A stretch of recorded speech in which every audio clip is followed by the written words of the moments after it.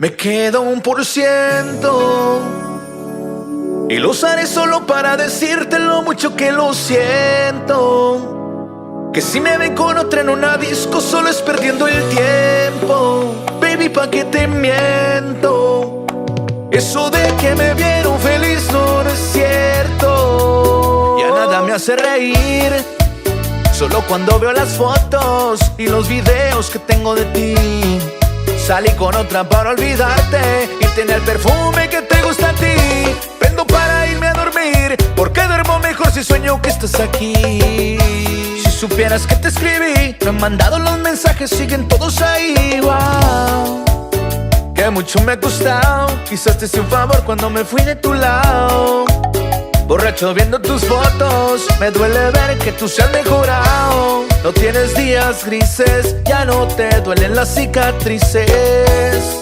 Y yo pensando si decirte que queda 1% y lo usaré solo para decirte lo mucho que lo siento. Que si me ven con otra en una disco solo es perdiendo el tiempo. Baby, ¿pa' qué te miento? Eso de que me vieron feliz no es cierto. Hey, hace tiempo no pensaba en ti, borracho a tu Insta me metí. Baby, ya yo sé que a ti te va bien, que de mí tú no quieres saber. Hey, hey, viviendo en un infierno que yo mismo incendié, jugando contigo como si yo fuera el 10. Siento que ya no estoy en tu corazón, ahora estoy en tus pies, rogándote, en el tequila ahogándome. Los muchachos están invitándome a salir, la paso bien, pero siempre termino extrañándote. En el tequila ahogándome, las monitas testeándome. Ey, que dónde es la peda hoy, pero me queda 1% y lo usaré solo para decirte lo mucho que lo siento. Que si me ven con otra en una disco solo es perdiendo el tiempo. Baby, ¿pa' qué te miento? Eso de que me vieron feliz no es cierto.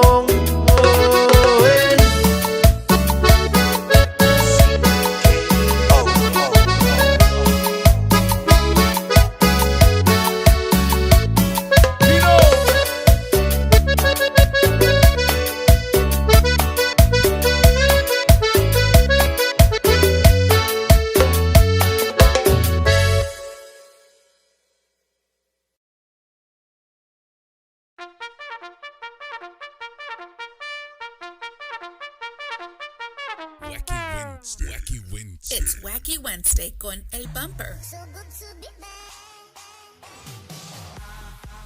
Unfiltered, the real deal. No pre-planning, no chingaderas. Straight up from the bill.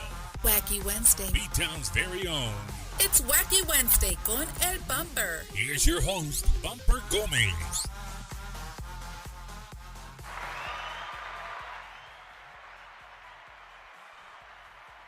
I gotta wait for all the people to calm down, Eddie, from all the clapping and stuff before I start talking.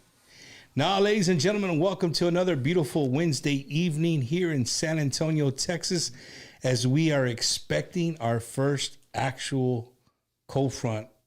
Cesar, it's gonna be, I hope you bought a jacket, güey, cuando te vas aquí, it's gonna be a little chilly. A little chilly, dicen. Chilly. But ladies and gentlemen, welcome to another episode of Bumper's Wacky Wednesday. We love that you're here with us on this beautiful Wednesday night. Again, we say this every single week. The show is absolutely free. The only thing we ask you to do is to like, subscribe, and share. If you're watching on YouTube, make sure you're subscribing to the channel Bumper Gomez. If you're on Facebook, make sure you're following Bumper Gomez and you're also following Bumper's Wacky Wednesday. We greatly appreciate that.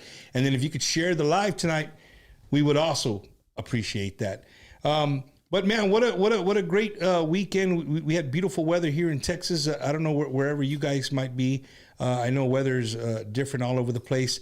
I'm looking forward to this weekend, man. This week I'm going to be in Chicago, Illinois. Bumper's Wacky Wednesdays making their way back to the Midwest. I'm going to be there with my good friend Stevie. With Santiago Garza. It's going to be a good time. Desi Betancourt, got to see, I'm sure they're going to be there ready to turn up in Chicago. We're bringing that nice, beautiful conjunto music here from Texas. we're taking it up to you guys. And hope you guys are ready, man. It's going to be a party Saturday night. Make sure if you're in Chicago, Milwaukee, help me out, Eddie. That's your home. Aurora? Is that close? Aurora's right on the corner here. Aurora? What else? Aurora? What else? Aurora? What else? What are some other towns around there? Elmer, Stuyvesant, Melrose Park, Bloomingdale. Shit, They're Eddie all can right keep there. going. All right there. So all those people from all those towns, you guys make sure you guys make your way down to West Chicago. We're going to be there with Midwest Conjunto Promotions 10-year anniversary with Santiago Garza y La Naturaleza. It's going to be an awesome, awesome show. I can't wait to be out there, so I'll take you guys along with me. Maybe I'll make some little video clips leaving San Antonio, making my way to Chicago. I don't think a short sleeve shirt's going to cut it over there. No, not at all. Probably not. Probably not. So Muscle shirt. yeah, not no hell no. Maybe to sleep. Maybe to sleep. But ladies and gentlemen, if this is the first time you coming across Bumpers Wacky Wednesday, on behalf of my guest tonight, I appreciate it. We do this every single Wednesday live. Don't forget, this show is absolutely live. So if something happens, hey, it is what it is. It's a live show. But tonight, ladies and gentlemen, it's a little different. Not different. I don't want to say different because Cesar is what I like to call a jack of all trades and a master of none. You ever heard of that saying, Cesar? Yeah, You would you agree with that? I would agree. You would agree with that? So, ladies and gentlemen, from San Antonio, Texas, by way of what's the town in Mexico? Monclova, Coahuila. Oh, that's why you love that kind of. I should have known that. Ladies and gentlemen, Mr. Cesar K-Oso right here live with us at Bumpers Wacky Wednesday. Welcome to the show, Papa. Thank you. What's going on, brother? Not much, man. Happy to be here. We've been trying to get this done for a while now. For a while, and we were talking, and for artists, Cesar's a prime example. He's like, I said, do you remember? He goes, dude, every time me and you've had a conversation, it's usually at his place of business, and he's going 100 miles an hour. It's like, boop, boop, boop, boop, boop, boop. Yeah. And he's gone. It's like, oh yeah, I forgot. We did talk about that. No. And I mean, like I said, I'm always running around, but trying to do something good, you know. So I'm happy to be here. I'm really happy to be here. I'm excited. I've been wanting to be on this side of a podcast. You know what I mean? Instead of doing the interview, it's different, bro. It's it different. is. When you It get is. interviewed, you're like, oh shit, it is. It's a I've little been bit wanting to be different. on this side because you don't have to worry about nothing. You just wait. Just show up, baby. Yeah, That's yeah, it. yeah. Just show up. So, guys, if you don't know, Cesar K-Oso has been in San Antonio since he was 1 year old, right? So, I gave him the spill, right? That we're a hardcore Tejano Conjunto show, and he gave me the look, like, well, until today. Right, Yeah. right. We're switching. We're changing it up today. But he grew up around all the same things that we love. But his parents were really pushed, regional Mexican music, I would assume. Yeah, and man. a little bit of everything, A little bit of everything. More because of my uncles. It was more like a mixed vibe. It was more like a pegacero vibe. Ah, You know what I mean? okay. With my okay. uncles, and then also it was more like a Tejano vibe because back then when I was growing up, the radio. I remember, this song. It takes me back to when I would listen to the radio when I was young, and Fito Olivares was popping like crazy, and then also that song from Grupo Mojado, Caldo de Pollo. Yeah, that was like the banger back then, you know. Hell yeah! Hey, that's the one Elida remade, right? Yeah. Elida remade really? the Caldo de Okay. Pollo. Yeah, Nice, she nice. remade that song. But you know what's cool, ladies and gentlemen, is that tonight's guest. It's not very often that this happens. Tonight's guest is not only an artist, is not only a DJ. And when I say DJ, I don't mean like he's doing quintas and weddings. I'm sure he's done that before too, right? But this, he said a long time ago, he ain't that old. He ain't that old. But what's crazy thing about tonight is that you guys are gonna get to see a well-rounded person in the music industry, period. Right? This dude has been on the radio as a disc jockey. He's been a DJ. He's his own artist now. He's a business owner. I'm sure he dibble dabbles. You like that word? Dibble Yeah, dabbles that's a good word. in promoting. Yeah. Right. So he does a little bit of everything, and that's not. You don't have that many people that kind of do that, right? That do all those. That have all those hats. So it's going to be cool to get his because he's being interviewed tonight. He's not doing the interview. It's going to be cool to get his feelings and his thoughts on a lot of things that we talk about on the show. So if you guys have a question, a typical question, feel free to get in the chat room there. Let us know. Eddie will post it up there, and we'll read it, and we'll try to get to your questions. So again, Cesar, man, thank you and for coming on this Wednesday and hanging out with us here and on Bumpers Wacky Wednesday. I'm glad you finally. Yeah, you finally made it here, I'm glad bro. Too, man. I'm glad and thank you for the space, bro. Because I know you have we were talking like they all say off the air, right? We were talking off the air and you have a tight schedule too. Every week. So being on this time and being able to be here, it's awesome. Thank you, man, for for man. Spot. So if you guys don't know, Cesar also has a podcast that he also started. Because of COVID. Yeah. Well, you know what? My actual podcast started because I got a Facebook memory 9 years ago. So before they weren't called podcasts. Oh, shit. So you were doing interviews? Yeah. But I would do crazy interviews. It was my best friend from high school, my wife, and me that will be hosting it. So obviously I was trying to stay like the moderate guy. Yeah. My wife would get mad at the stupid shit that we would say. And my buddy, his role was to say the stupid shit. Yeah. So that was him. Was it his role or is he really stupid shit? Yeah. It's That's like that. awesome, man. I like watching, people ask all the time, like, Bump, do you watch other shows? And I do. I didn't used to.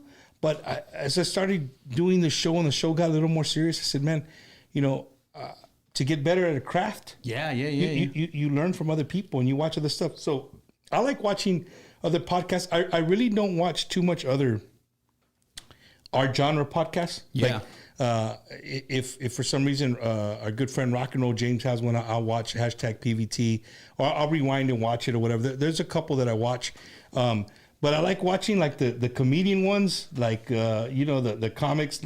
They make me fucking laugh, bro. Yeah. Joe Rogan, all these guys. They all have their way of bringing out a question, or I like to try to tell people, and you can agree or disagree with me because you ran a podcast and you're the moderator, right? Mm-hmm. So having a podcast and doing an interview is like driving a car.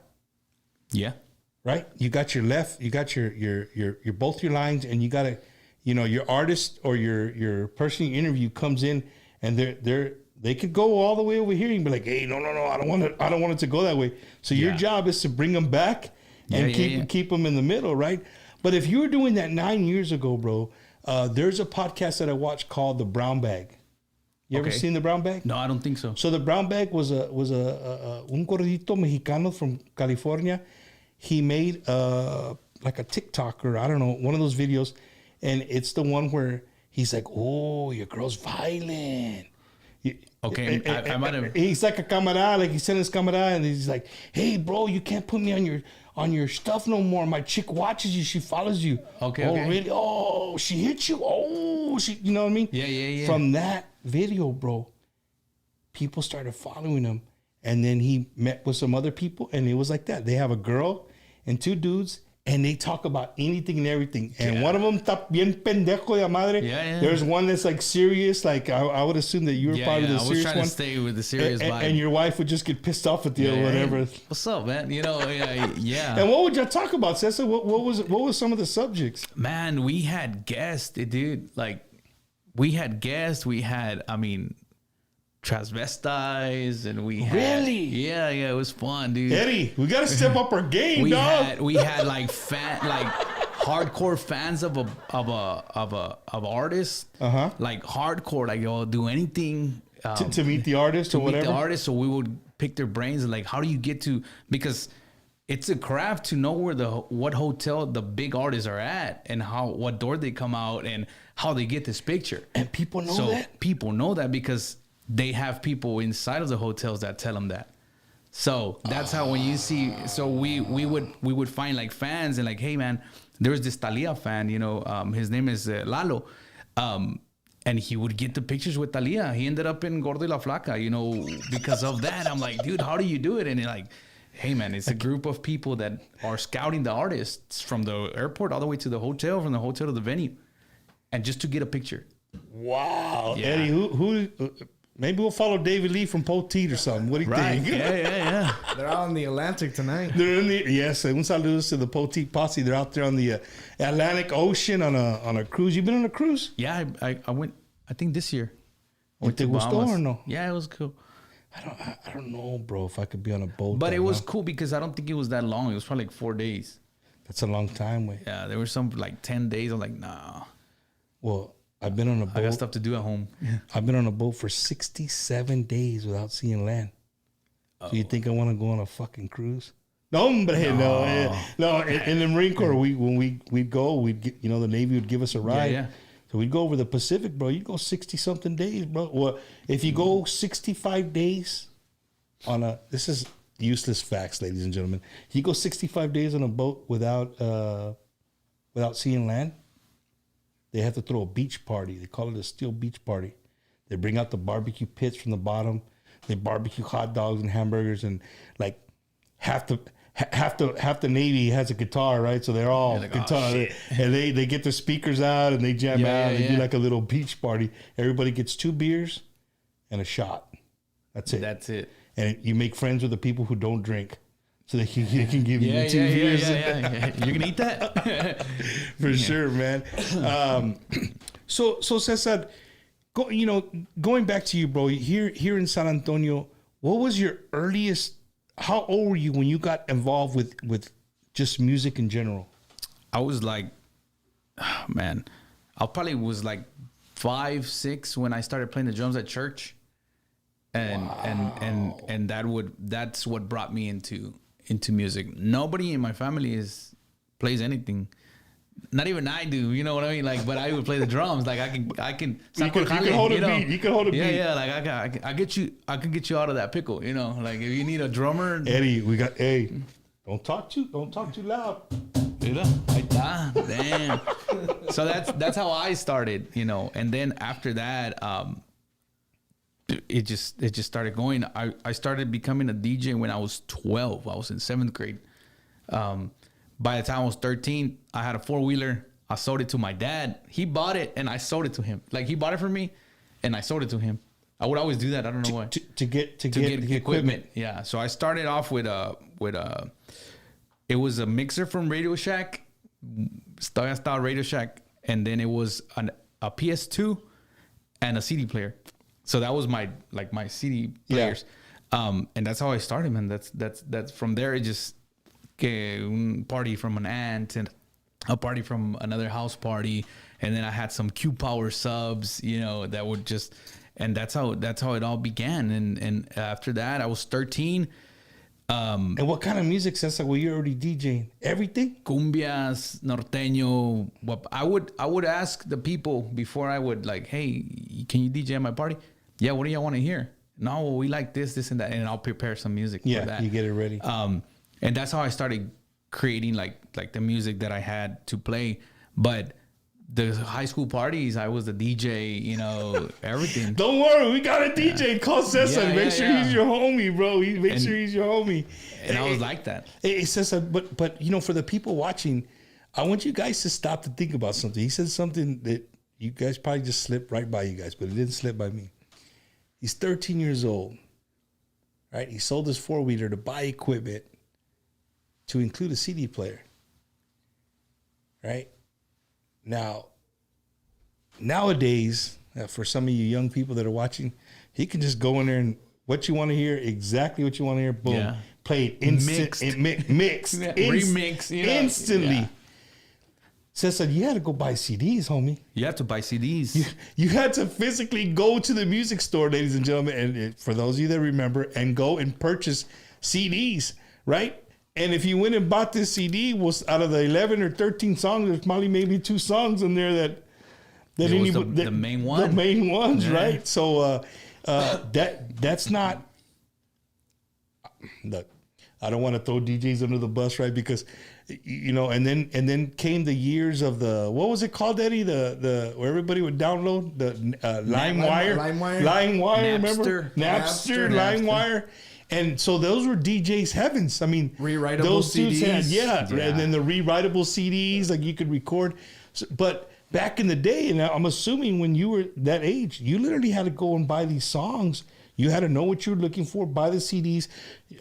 You had to have them somewhere, some kind of organization, bro, to pull them out and play them. Yeah.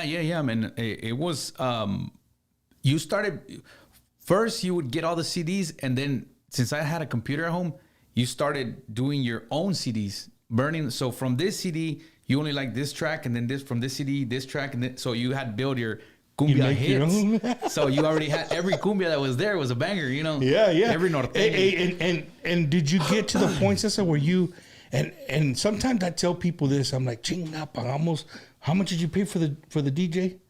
DJs are gonna be hitting me up like, Bump, you suck. I just wonder, like, if I'm at home with a lot of time and I can make a fucking 5-song fucking mix and there ain't nobody gonna sit down in this place. Yeah. Right? Hit play? Shit, you're good. You could drink. Did you used to do that or no?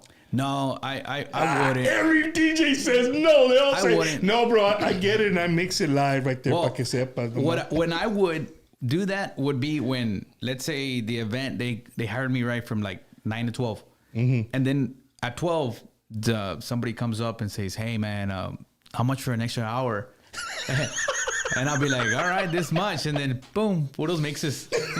I'll just be chilling. Pay the guy. Yeah, just make sure you pay the guy. Yeah, that's cool. So even in what high school did you go to, bro? I went to Memorial High School. Memorial High School. Okay. I went to Truman Middle School, and then I went to elementary. I went in the West Side. That's where I grew up. Martin and San Jacinto. Okay. I went to Mar Hill Elementary.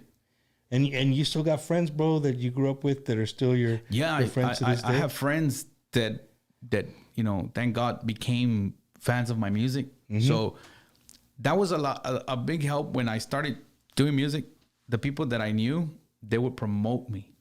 Like, hey, this is my homeboy. This is my homeboy. Yeah. So I have a lot of friends still that are from elementary. I still have a couple of friends that I maybe I don't hang out with, but every time I see them, it's like you never left each other. Yeah. From middle school, high school. And Cesar, the fact that you were a DJ, bro, how old were you when you decided, like, hey, you know what? I can do more. I can do more than just DJ somebody else's music. Like, you could either cover it, start singing it, or bringing in like live instruments on top of it, on top of tracks. Like, how old were you when you started doing that? So when I started DJing, like in parties, I was 13. And then one time I went to a club. I was 14 and a half. I went to this club with some cousins of mine, and they're like, "Hey man, they're not gonna let you." I was like, "They're not gonna let me in," and they're like, "Yeah, just say you're 18, and they're gonna put the M." So I tried it, and I said, "I'm 18." I'm like, "All right, get inside." It was Club Fuego at that time on 90. I got up throwing there. people under the bus. I was 14 and a half. And then when we went inside, because I was with some cousins, they're like, hey, I was already a DJ and I already had, like, my voice had changed. So on the parties, I would talk in the mic, right? And they're like, hey, manda un saludo, tell the DJ to give you the mic and give you the mic. And no, tell him to give you the mic. And they gave me the mic, right? Like, they bugged the DJ so much that they said, here, just talk, bro. Say what you're going to say. So I did a shout out to them.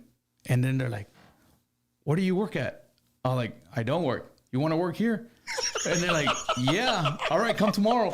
Ever since, man, that's how my journey started in the club scene. Damn, that's how it bro. started. It's funny you were talking about like DJs, especially the regional Mexican DJs. Like, I always say you could put those guys in a room and they're all very similar. Claro que sí. Claro que sí, seguro que sí, claro que sí, right?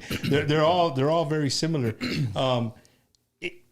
It's cool, bro, because when you hear a DJ like talk like that, it just makes it more like personable. You know what I mean? If a DJ calls out your table or whatever, like that chicken, bring us some more shots, bro. You know what I mean? We're gonna have a good time. You know what I'm saying? So it kind of makes it personable. You know, the DJ that I always found to be the same voice. Listen to what I'm telling you, Cesar. You're gonna agree with me. All right. You might get in trouble, but you're gonna agree with me.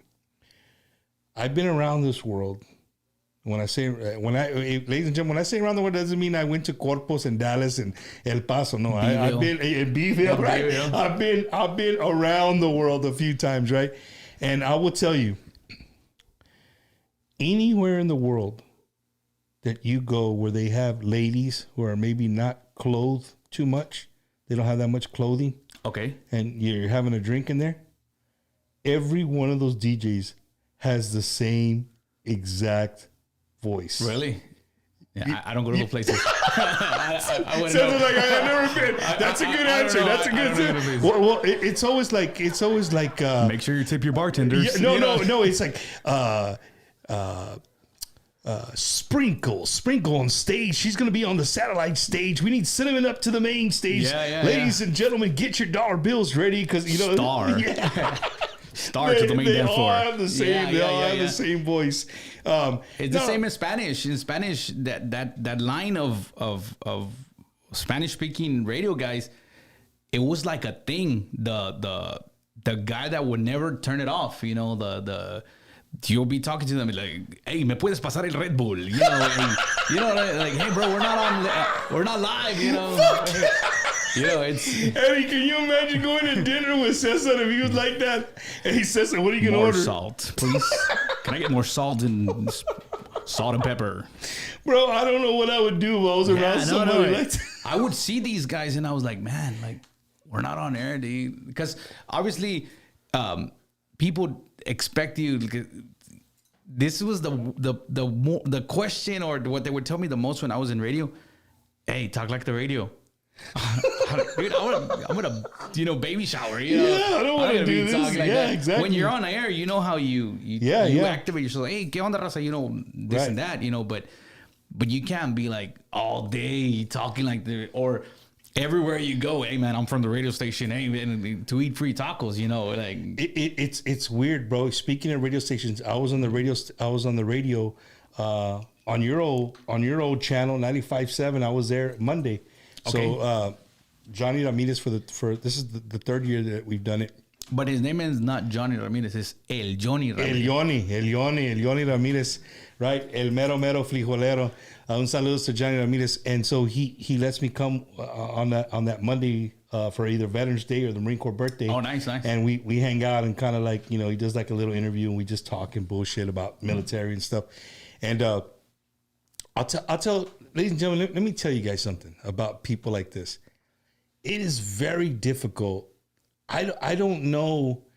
You were talking about earlier, like were we off air or not? See, we had good conversation off air and I forgot. Yeah. But when you were talking about like when you went to the Cape to the other station, they have like 5 people running the board, and you know what I mean. Most regional Mexican Tejano radio stations, like there's only one dude in there. There's no money for us. Well, no, I mean, like you're doing the commercials. They're doing everything. They're putting the music. They're doing absolutely everything. Nowadays, they do have a computer that kind of helps and directs what's next stuff. But they're still running everything. But where I'm going with this, Cesar, is like, if you're in a room by yourself, bro, like you gotta imagine. Yeah, dude. But you gotta be this excited guy. You're like, I'm in a soundproof. Four thing room, you know what I mean? My first day on air, they left me on air. I started at 7 to 12. Everybody left at 5, and my boss at that time, he left me there. Like he goes, "Dale." 7 to midnight. 7 to midnight. Dale. First night, I left my mic on. All night long. All night long, because I started talking, right? Like I started talking, like, hey, all nervous and stuff like that, and I started talking on air and blah, blah, blah. And I forgot to turn it off. And I was talking over here. And they're like, they called me, hey, man, your mic's on. I'm like, oh, shit, So that's stuff that he did it for a reason. He did it for me to learn it quick. Yeah. But that guy, his name is Alfonso Flores. He's the one that believed in me for radio, man. Since I was 15 years old. That's crazy. It was bro. 09 when I was 15 years old. You know, that recession came. Nobody was hiring. I was about to sign with the radio station. I was going to be 15 years old on air. My parents had signed. And then, boom, they started firing a lot of people. Nobody hiring. And I had to wait it off. And I didn't do it till I was like 18. And that's when you started doing when I it. started radio. Hey, Cesar, and you like being on radio? I loved being on radio, bro. I thought I was going to be in radio for my whole life. That was my dream job. Really? Really, really. I spoke with my wife like a couple of days ago and weeks ago, and I told her, man, I miss it. Like, I miss being behind a mic. I miss the whole vibe. But unfortunately, or fortunately, I mean, stuff changes. The radio went a different route. Hey, Cesar, here you can say the truth. Well, Yeah. we don't give a shit on here. No. You tell it like it is. Hey, what he's saying is like a lot of radios, believe it or not, even on FM, they're not live. They're not live. And, I mean...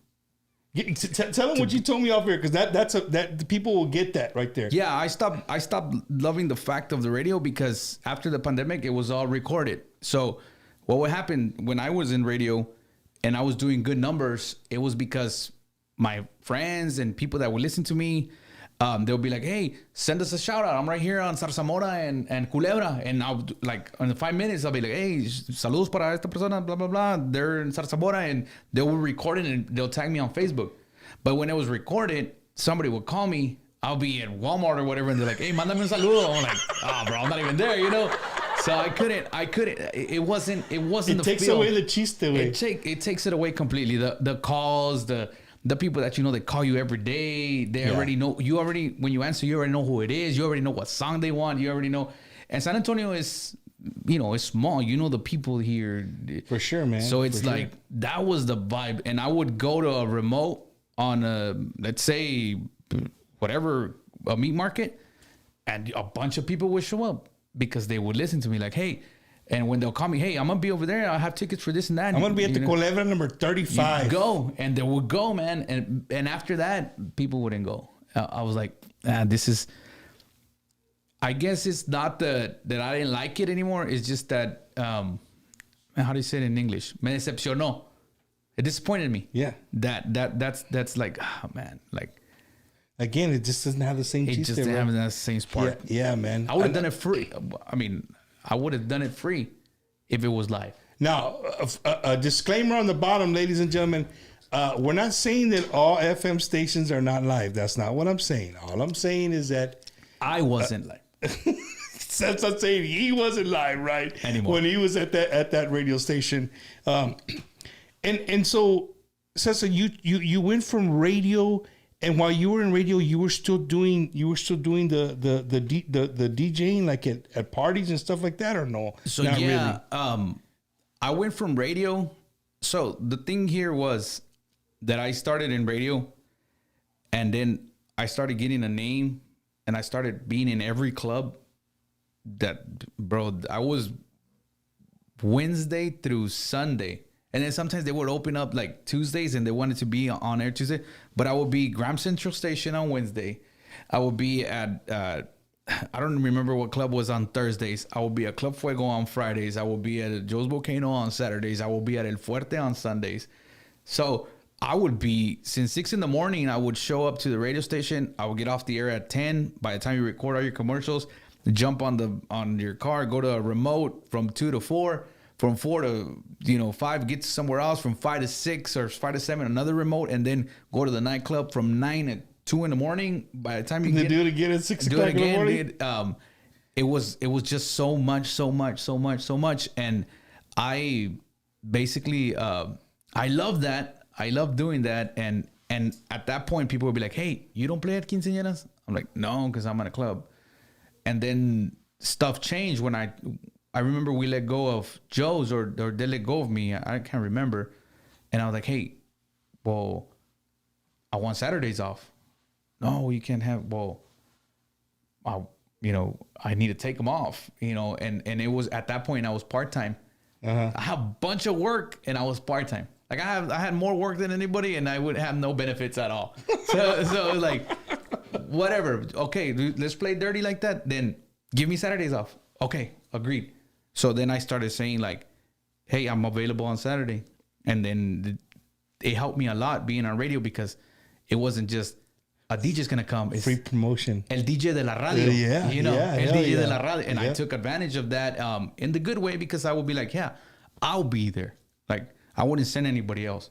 And my thing was that I would mix and talk. You know, All the time? Yeah, all the time. I've never had nobody mixing for me or talking. I'll just mix and talk. So Cesar just opened the Pandora's box as we're both relaxing here on the show. Damn, stop giving me this. Yeah, no, we just there's something that I carry a lot of conversations with a lot of my friends, especially you go like back in the day when Tejano was booming, and now you know the regional Mexican is just it's amazing how huge it is here in the United States. So Cesar, you were at one, if not the biggest regional Mexican station here in San Antonio for many years. Why is it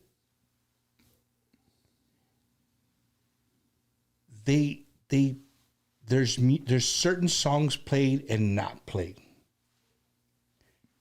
I guess an easier way to put it, like, how can we hear a song a lot, a certain single a lot more than this one?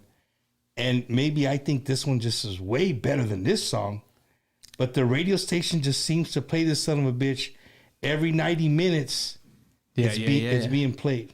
Are you? Did you sign a waiver when you left? You're not I don't allowed? care about Okay, that. there I we go. don't All say right. nothing. So now I told you we're gonna open Pandora's box right here. I don't care. So to the, because you know the people who watch the show, bro, a lot of them, you know, I tell Eddie all the time, we forget that we're doing this all the time, and you become immune to all the little things that you know, right?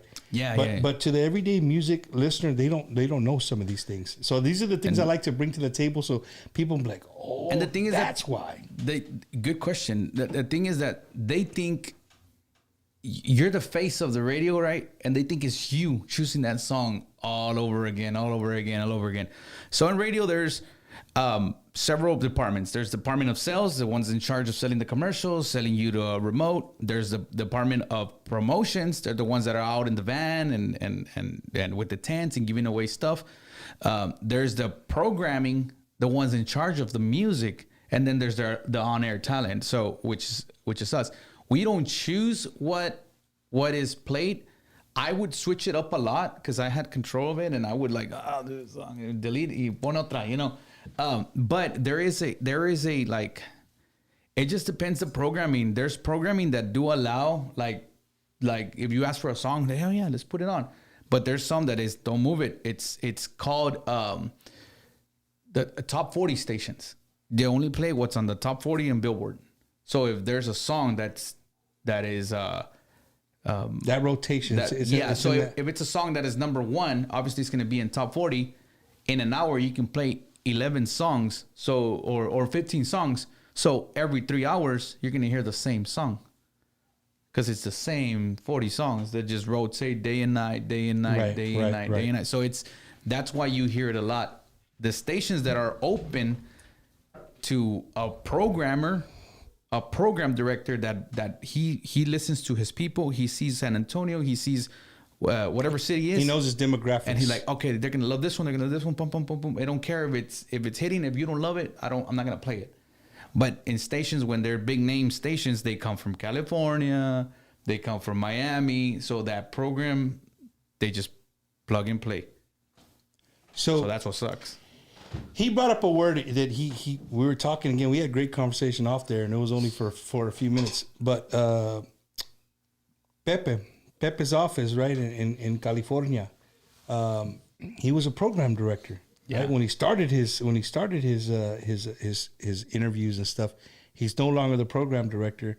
So I told him a lot of bands pay Pepe to be on it's like it was like if I had a band here, the band would have to pay Bumpers Wacky Wednesday for us to have them on the show.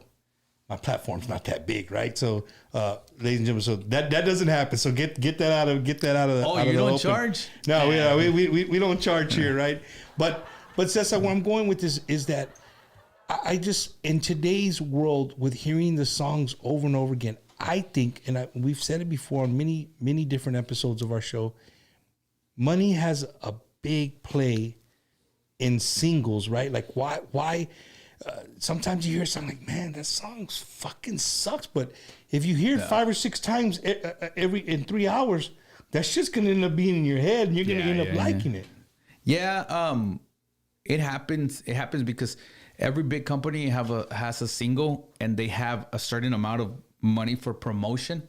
So they're gonna throw all their money into that song, right? But even though, man, like, you can see it, and this is just because I'm on the other side too, on the event side. You can have number 1 hit, and you can have 0 people at a show.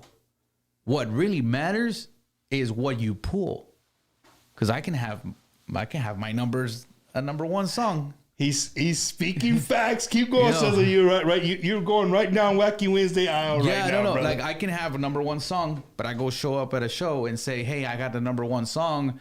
I charge $10,000 right now, and then you show up and you generate $150. So it's like, hey, bro, I don't care about your, I don't care about your number 1 song. Same thing happens with me.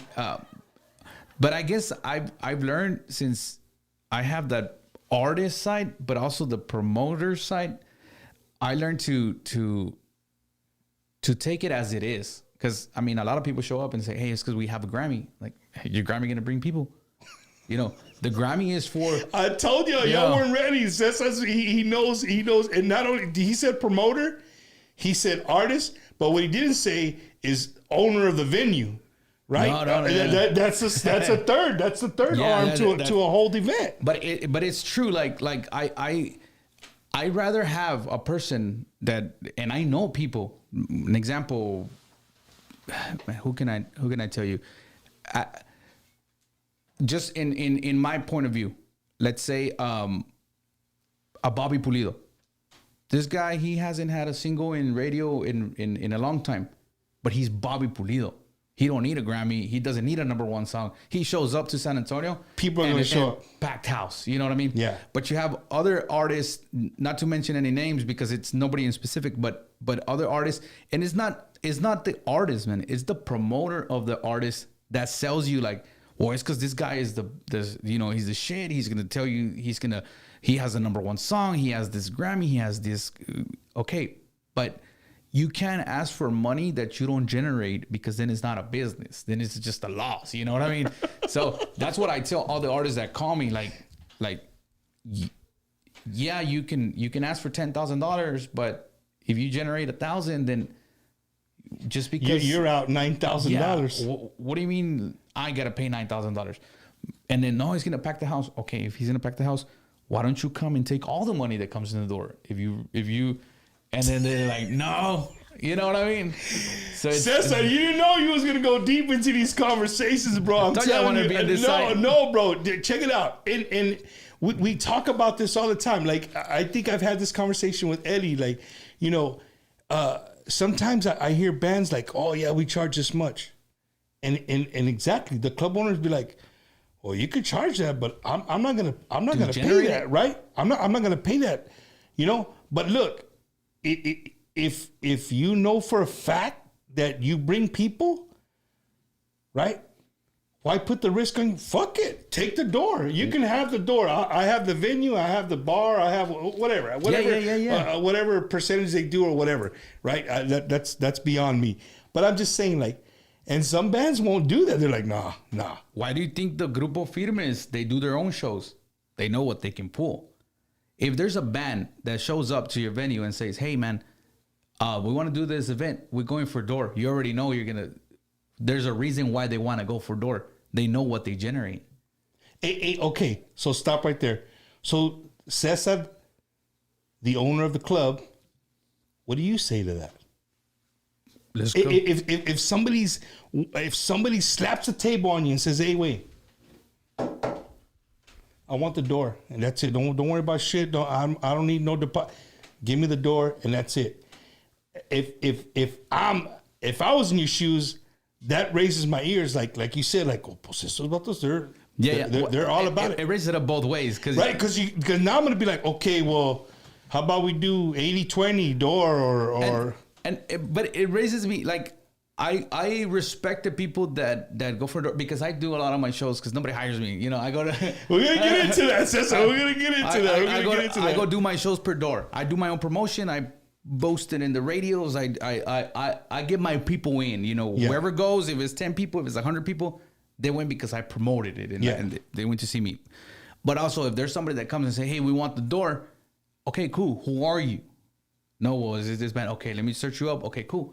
I know you'll do good. But there's also people that say, hey, let me go for the door. And then I search them up and I tell them, out of everywhere you go in Texas, San Antonio's the hardest, bro. San Antonio's super hard because people don't go out sometimes. And everywhere is free. Yes. Right. And we're gonna get. That's another question I got for you because you're on. Eddie, we're drawing a fucking line. He's on the other side. He's on the other side, right? But no, I've said this plenty of times, Cesar, and maybe you can explain why. And this is why I'm so happy you're on the show tonight. Stop giving me this. I can go to Cowboys, and I can go see Duelo. I think one night it was Duelo, Los Cadetes. It was like 3 or 4 groups, right? Yeah. And I know a lot. I know Fernando, all these dudes that put on these. So I know them, like personally, you know what I mean? And when I go and shoot the shit with them in the front, bro, there's a line. Ladies and gentlemen, when I mean a line, if you've never been to Cowboys is a huge Fernando venue. hired me when I was 14. Really? Yeah. There's a line all the way around Cowboys, and they have 2 lines going in like this, and they're both wrapped around, right? And check this out. This is for my Tejano fans. The price to get into the baile was $130 cash. No card, no Cash App, no Venmo, none of that shit. It was $130 cash. The people knew it. The line was out the door, and they were willing to pay it. Yeah. Okay? Now we're going to bring you to the Wacky Wednesday site. We do a lot of Tejano. Sometimes when we do Tejano, we say, hey, man, it's $10, $15. I don't know, bro. Like, I don't. And you're like, dude, are you kidding me? And I get it. I know some of these groups are way bigger. Like it's a different market. I understand. But why do you think it's like you grew up here? Why do you think it's like that? Man, and I see it because I do since the same way I do Tejano events, I do regional Mexican events and I do other kind of events. Man, I just think because people are so used to. And it's not just the bands. I don't want to say just the bands, but it's also promoters, venues that say, hey, an example, I bring Signal here, right, to the Grand. And let's say we start a ticket off at $50. But the same day, somebody else puts an event and says, hey, well, I'll bring this band for free. And then they mess you up. You know, why would you go pay $60 when they take 3-4 bands to another place for free? And they think they're doing something to the business, but they're just messing it up. Because the next time those bands that went for free over there and they want to come and charge over here, you're going to be like, bro, you went for free over there. What makes you think I'm going to be able to charge $50? You know, it happened to me once when I went to a radio station. I had Bobby Pulido. I went to a radio station and the guy in the radio called a Tejano artist.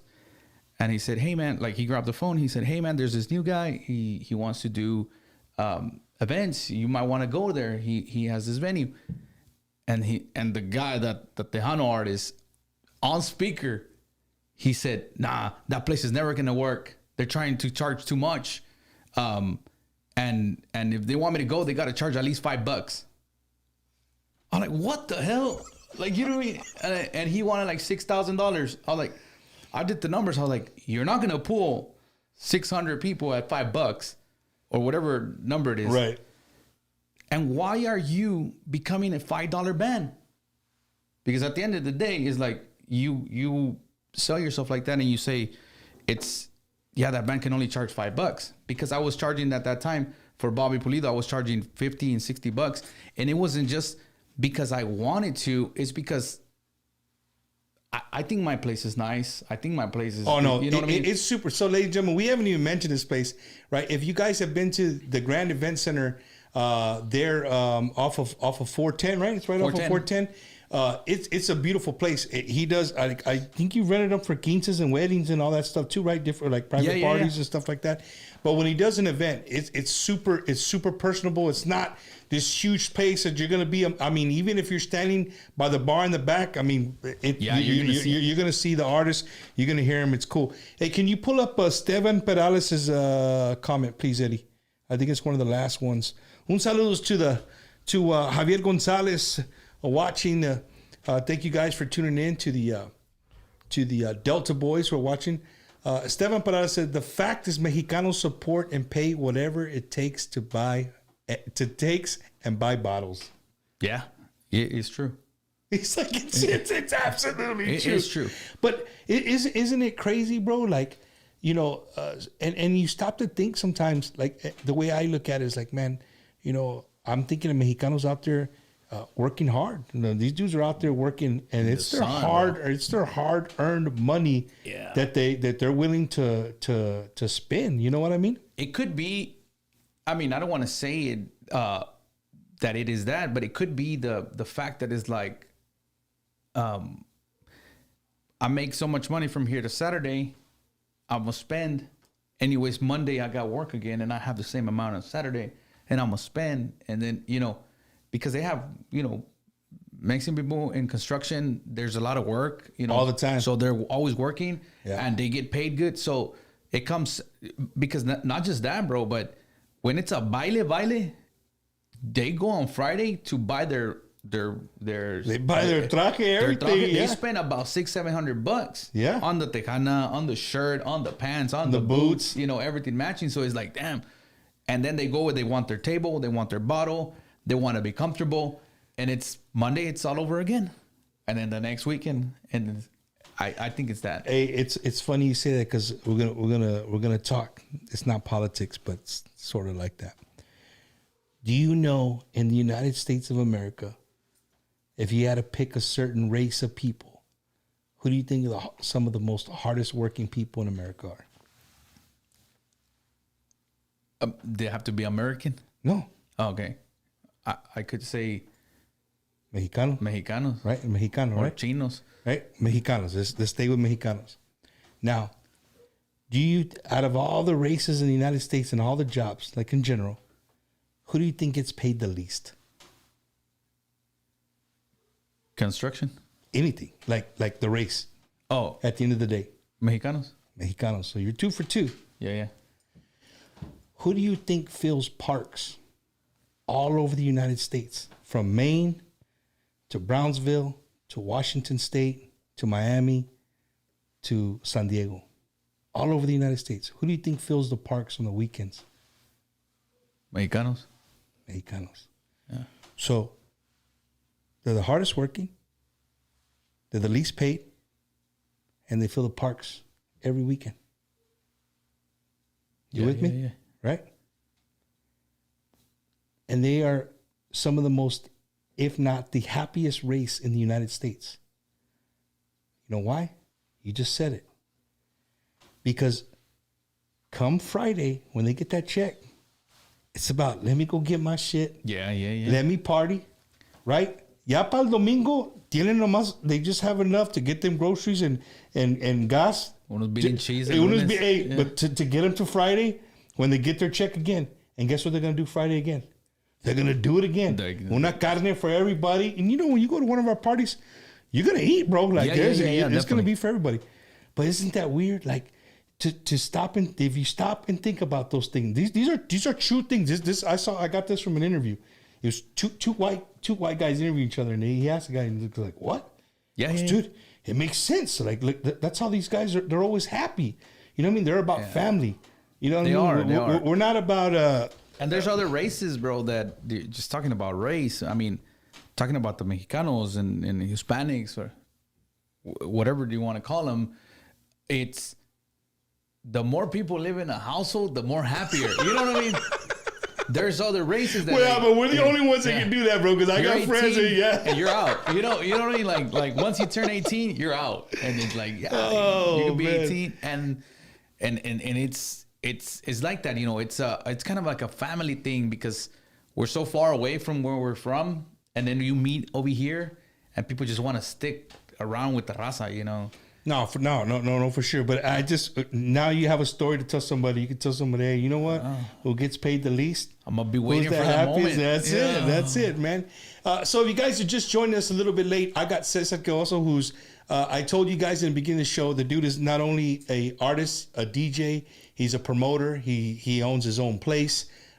He does it all. So that's why we're going deep into some rabbit holes tonight because he knows.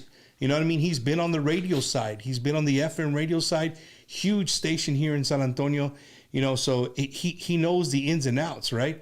But ladies and gentlemen, we couldn't do Bumpers Wacky Wednesday without the help of some of our friends. And Eddie, what do we got? Looking to purchase your dream home or what to sell your existing home? Call our friend Ricky Ray, the realtor, at 956-424. 5724. He will help you get approved. No credit. Low credit. No problem. So give him a call today at 956-424-5724. Hey guys, it's Leo Correa with Grupo La Calma and Internet and Marketing Manager here at Ron Hoover RV and Marine Center in Odessa, Texas. Our General Manager, Mr. Anthony Patterson, a huge fan of Tejano music. So we are proud to announce that we are proud sponsors of the Bumpers Wacky Wednesday. Every Wednesday, guys, if you know anyone, family member, friends that is in the market right now, make sure you come by and visit us here at Ron Hoover RV and Marine Center in Odessa, Texas. You can visit us online, www.ronhoover.com. If you're in the market for a fifth wheel, we have both C classes, A classes. We have travel trailers, everything that you need to make memories with your family. Come by over here. We're located at 1529 East 2nd Street. 1529 East 2nd Street here in Odessa, Texas, or give me a call. Our cell phone number is 210-906-3796. We're here for you guys, and come by and see why everyone's talking about Ron Hoover of Odessa, Texas, your West Texas. Yes, guys. Vámonos. Are you a disabled veteran unsure if you're receiving all the benefits you deserve? Contact Just for Veterans, Coach Retired Sergeant Major United States Marine Corps, Oscar Ornelas at 951-388-4072.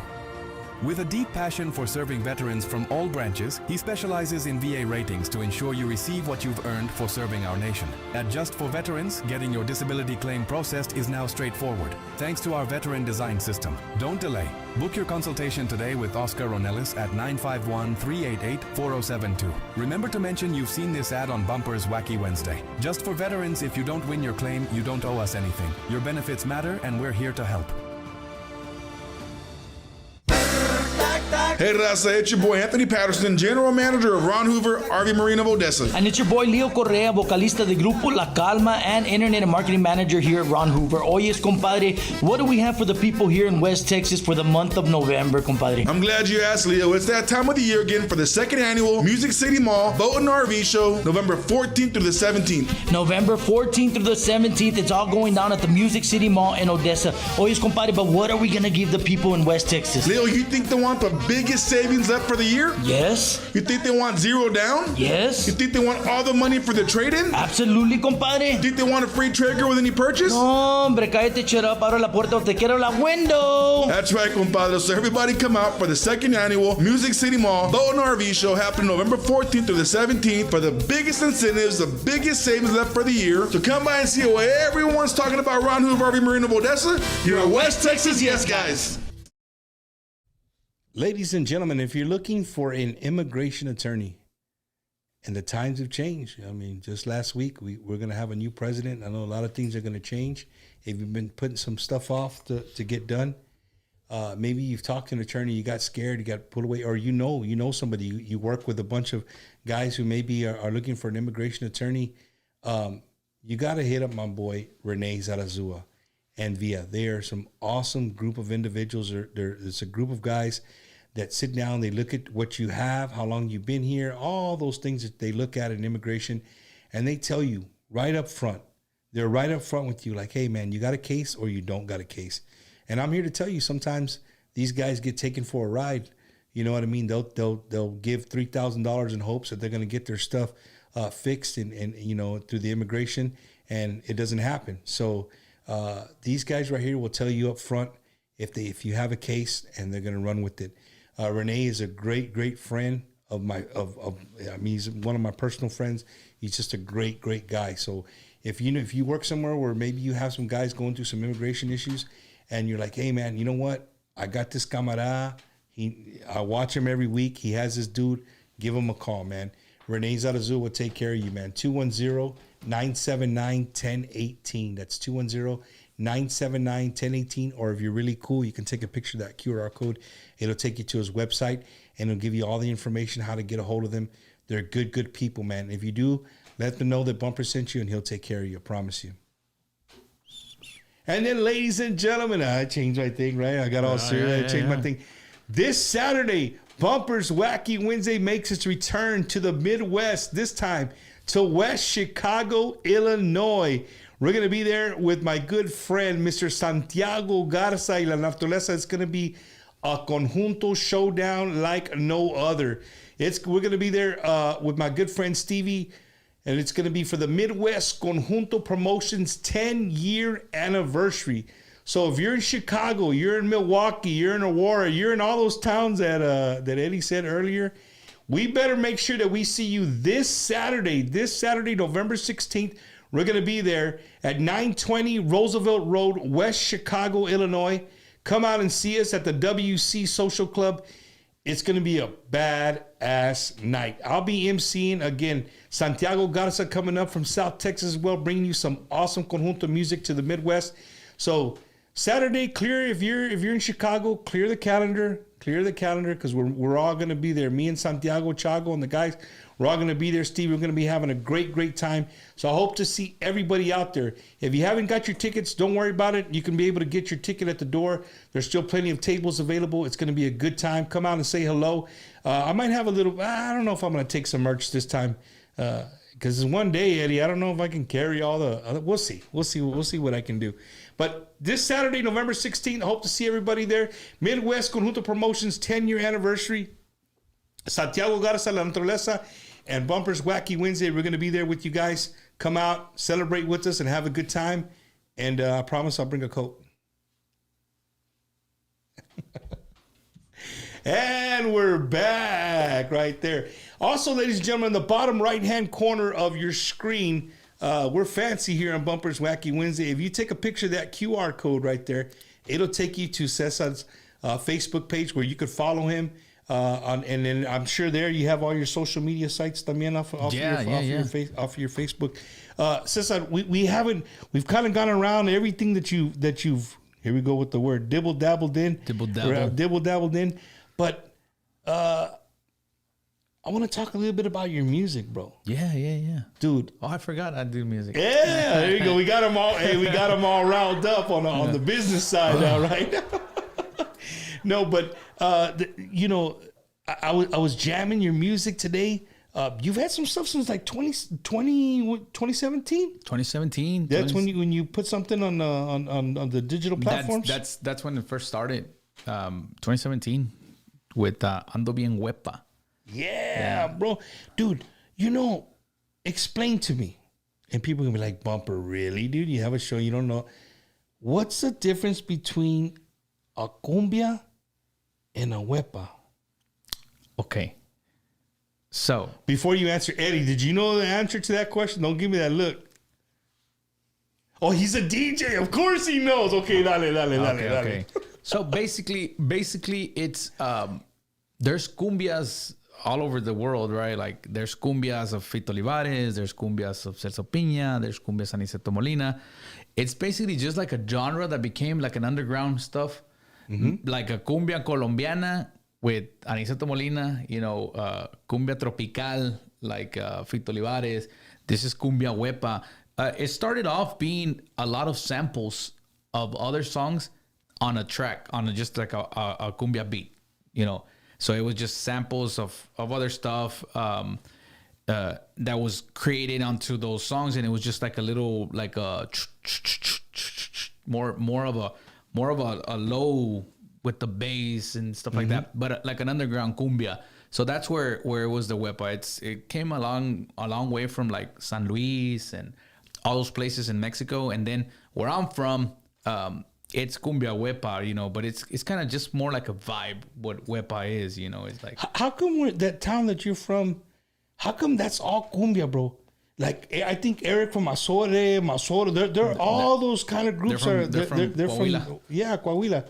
Is that because that's the number one style of music from there, or what? I guess it's because it's a happy style. Like that's our happy, like I could say from Texas, the polkas en conjunto, that's what you like. Oh, you play el circo, and it's like, oh shoot, that's and hey, this vato knows his shit, Eddie. You better watch out, boy. So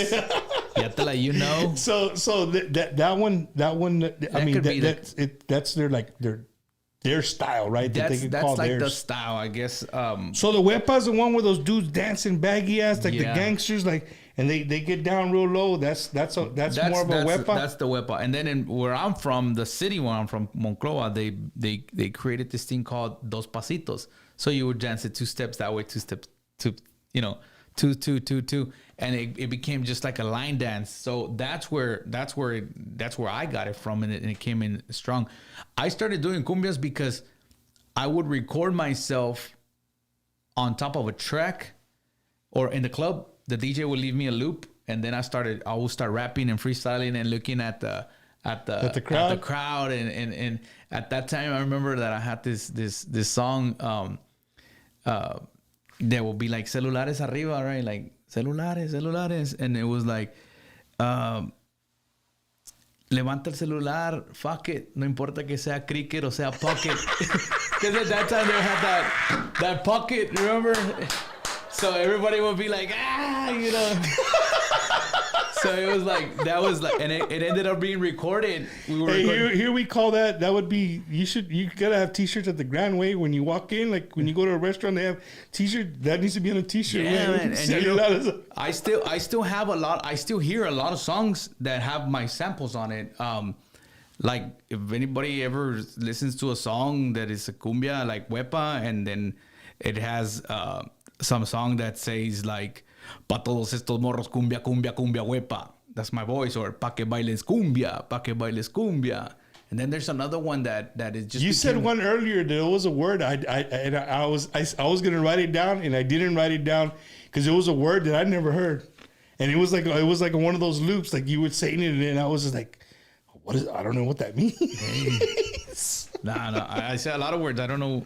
You don't know what they mean? You gotta stop me when you, because I have a slang. I have the Texas and I have my Mexican one. Right. And parqueo mi troca. That's not. So Cesar's an artist too, right? And he runs his own venue as well. And you've heard him say it a couple of times already tonight. He's like, hey, fuck it, I hire myself. You know what I'm saying? So Cesar, how is that? What do you mean by when you say I'll hire myself? I say it as a joke because in San Antonio they don't want to pay me, and I'm like, okay, well then I'll make the event and I'll hire myself. You don't want to hire me? Okay, it's cool.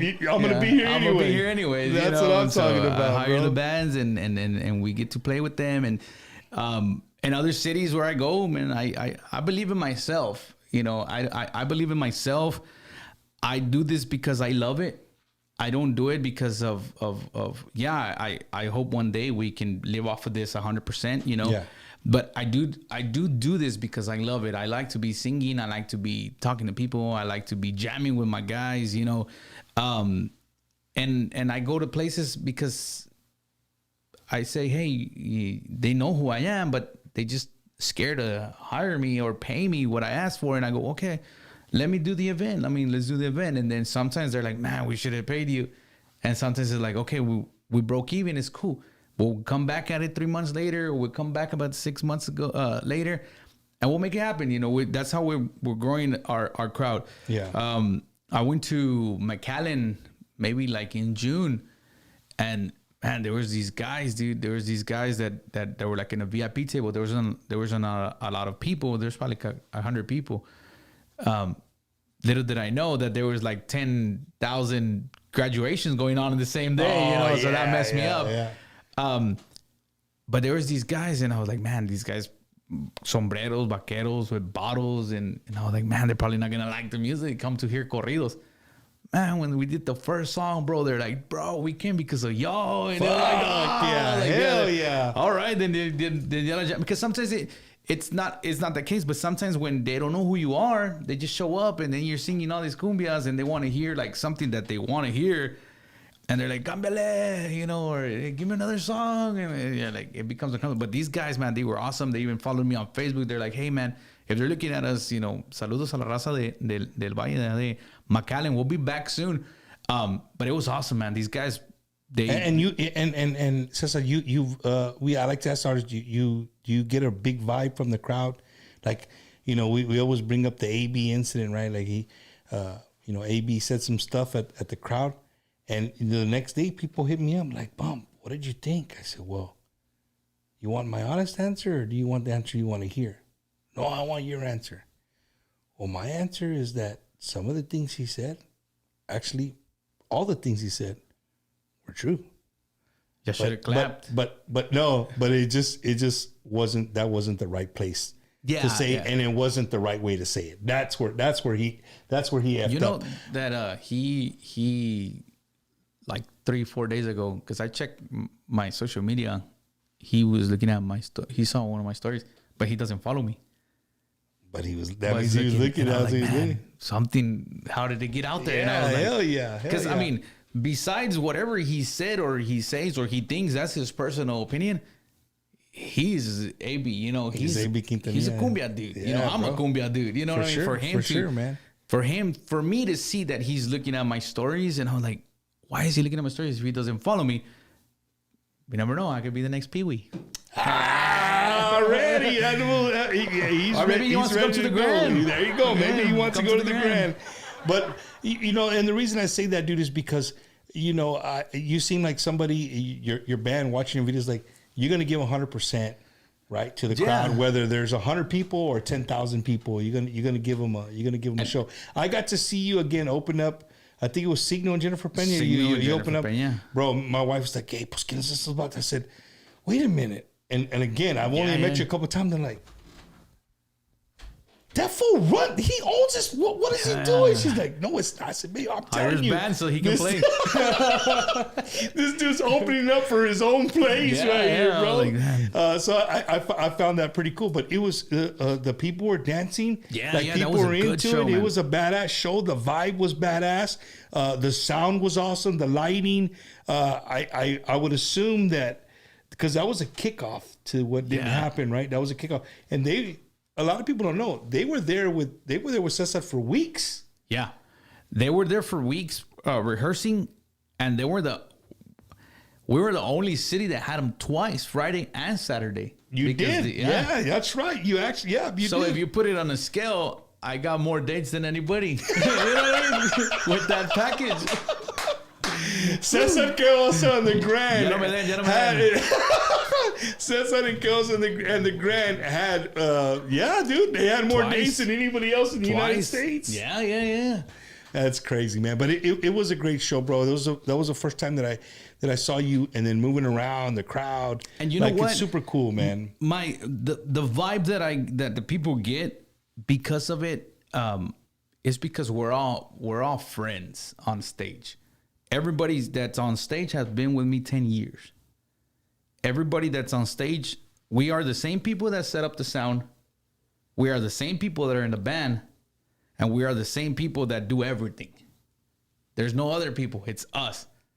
No roadies, no nothing. Somos nosotros. Nobody's an artist, nobody is a estrellita, nobody is nothing. It's all of us that do it. We only have our engineer for audio, which we have one of the best engineers. He was Intocables engineer, Duelos engineer, Signos engineer. Now he's my engineer. I tell him, bro, acá estés aquí, you know. But he loves it because, you know, it's the vibe that we get. But everybody is the same. Everybody does everything.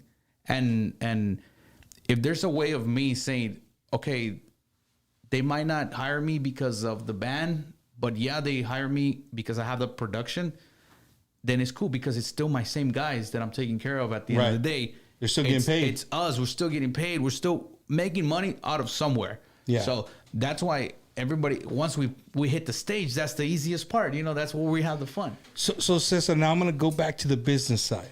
That you own a place. And again, this is just, I'm asking for people who are getting to know the business on a different side, right? A club, a venue. Is the money for Cesar made at the door? Or is the money made at the bar?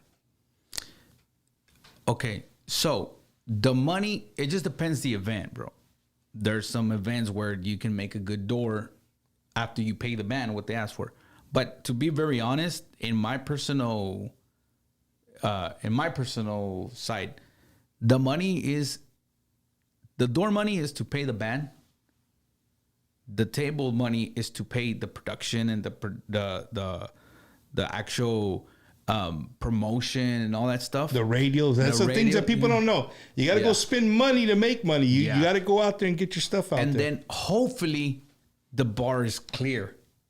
Hopefully you don't have to touch the money from the bar. Because that's yours. Because that's what the venue stays with, you know? Yeah. But from the table, some people say like, hey, why do you sell the table? It's not that, believe me, if these bands were not $20,000, $15,000, we wouldn't. But these bands are expensive. Yeah, you know what expensive. I mean? Hell yeah. So we have to accommodate something to it. But there's promotion, there's sound. Each band needs something different. Backline, you gotta go find it somewhere. There's Facebook ads. There's radio. You gotta pay for everything, bro. All kinds of commercial, the video. Deposits, you know, for these bands, you know, everything. So all the people working there, your bartenders, all that. So if you have a big show, before the show even starts, before you make any money, you're probably about 10 grand, 15 grand under, you know. And eso is like liquor, beer, all that, or that's separate? No, that's separate. That's what my bar is. And say you buy, I don't know, $4,000 worth of liquor and maybe like $2,500 just to fill up whatever you're missing on beer, hoping you sell it.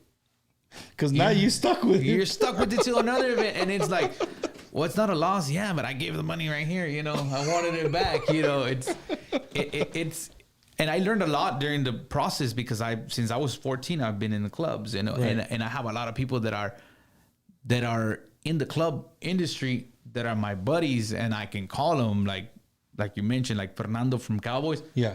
Sometimes I've had events where it's like, bro, there's no tickets getting sold.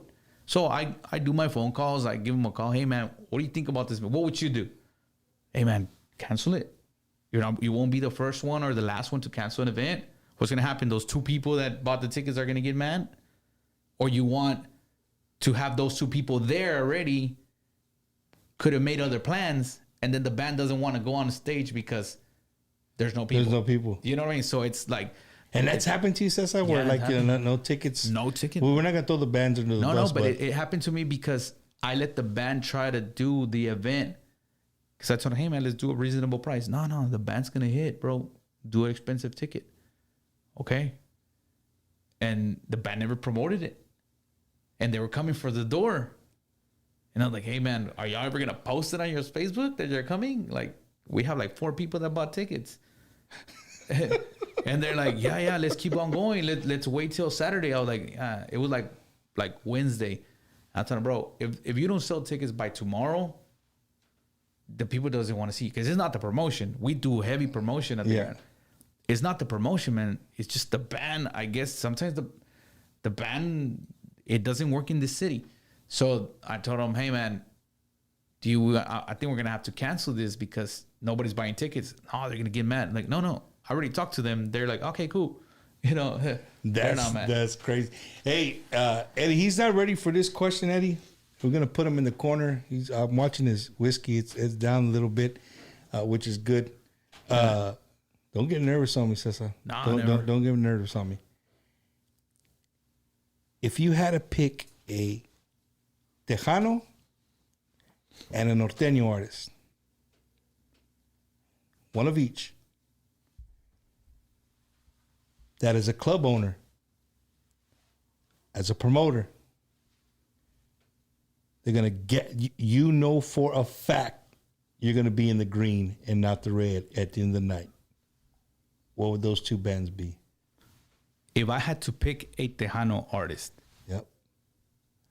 That for a fact, they're going to have you in the green. Your bar's going to be sold. Your tickets are going to be sold. Like red being that, you're in the negative, and green mean you for a fact, no matter what happens, you're going to make money. I'll probably think Bobby Pulido. Bobby Pulido? For a fact. Because of facts. You said that earlier, yeah. And I've seen him there with you.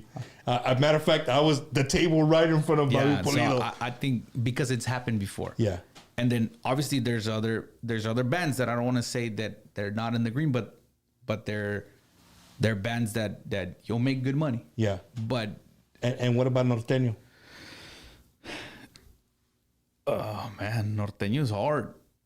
But I would say, if I could bring a band that I know that I'm gonna make money, it'll probably be like somebody like a shoot. I haven't had really a lot of Norteño bands in my place. Okay, we'll switch it to regional Mexican. Okay, then. regional Mexican. I'll probably bring that will make me money. I'll probably bring maybe like a pues because like a duelo, they can be considered Tejanos too. Yeah, but they're more regional. Yeah. So I know for a fact those are bands that are. I've taken like Polurias and Pescadores and they're money making bands, right? But they're expensive bands. So, and you got to even that. That's a lot of people don't know. Like if your place can only hold 1,000 people. Well, shit, you sell 50 tickets. I mean, you're at 50. You got to do things right. I want to go to some of the chat comments. Un saludos to Edna Garcia. Cesar, bring AB to the Grand. Ernesto Vasquez, sub bumper from Las Cruces, New Mexico. Our good friend Rick Balderrama, Tejano ain't dead, baby. That's for sure. Un saludos to Princess watching. She says saludos from Florida, tuning in on Wednesdays, como siempre. Thank you, Princess, for tuning us in on YouTube. Everybody watching on YouTube, I'm showing YouTube some love ahorita porque dicen que I never show YouTube love. Saludos to David Santos watching from South Padre Island. Man, you imagine being on the island right now. Let's see. David Santos, sweet cap. Where'd you get it? My daughter got it to me for my birthday. If you guys don't know, I've said it a couple of times. I'm not a Cowboys fan. I'm not a Texans fan. I'm a Houston Oilers fan, which is now the Tennessee Titans fan. So I'm a Titans fan. You're a Cowboys fan, Cesar? I don't watch football. That's good. That's a good answer. That's a good answer for the show. Julio Gonzalez, thank you, man. Thank you, guys. Everybody tuning in on YouTube. Thank you, guys, so much. Everybody watching on Facebook. We appreciate you having. Speaking of Tejano ain't dead, baby. Right? My good friend Rick Balderrama, you haven't checked it out. He has a brand new single called Mi Hermano. Right? That's the name of Mi Hermano. It's a song dedicated to his younger brother Richie. It's a great song, great video. Un saludos to Lawrence Indio for putting that video together. It's pretty cool. But the reason I bring up Rick Balderrama, because Rick Balderrama is a brand new sponsor of Bumpers Wacky Wednesday. We just picked him up today, right? So, Eddie, can you bring up his thing there? You got it? You have or is you put a video on it or something? No. I just want to make sure it's the right one. Okay, put it up. Well, it'll be the right. It's the one I sent you today. Okay. There it is, right. Home Buyers Direct. So if you're watching on YouTube and Facebook, I know a lot of people do this, man. right? Say if you have a home that you want or need to get rid of, no matter what condition it is, listen to what I'm telling you. No matter what condition it's in, you don't need no appraisal, no repairs, no commission, no fees. All you got to do is call 210-802-9611 or scan that QR code. Very important, right? Or you're going to visit thehomebuyersdirect.com. That's thehomebuyersdirect.com. You're going to visit them, right?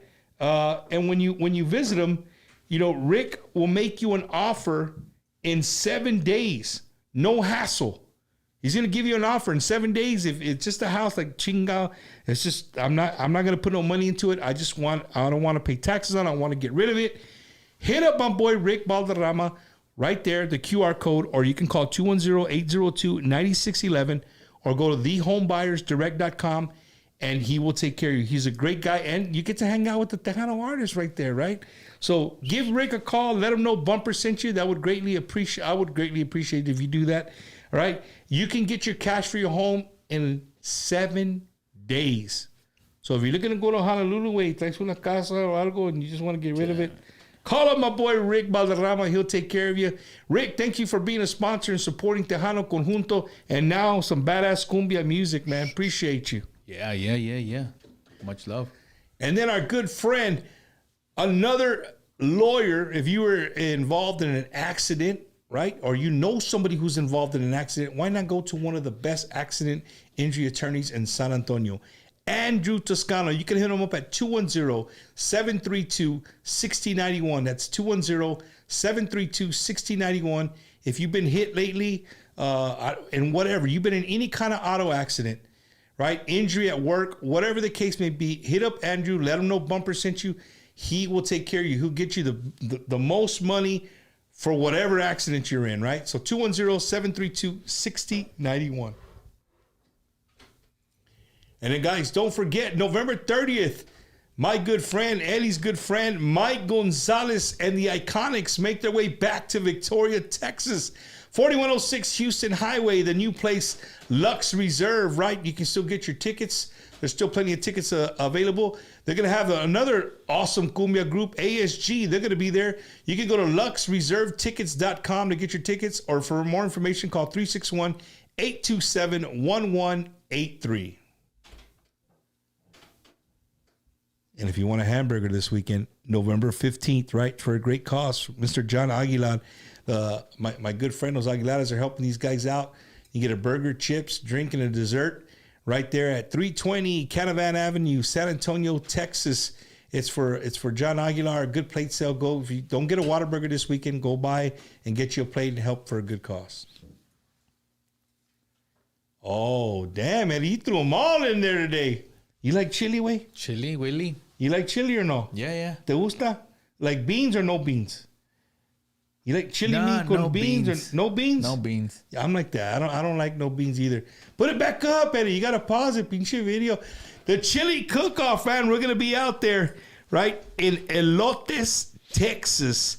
Gabe Garcia, the Desperados, they're all going to be out there. It's going to be a great time. I'm going to go out there. I'm going to host this event. It's going to be a good time, right? It's going to be on, December 7th, right? December 7th from 10 o'clock until 9 o'clock out there in the Lotus. It's a badass venue. If you've never been out there, make sure you come out there and check it out. Hang out with me and Eddie. We're going to be out there in the VIP.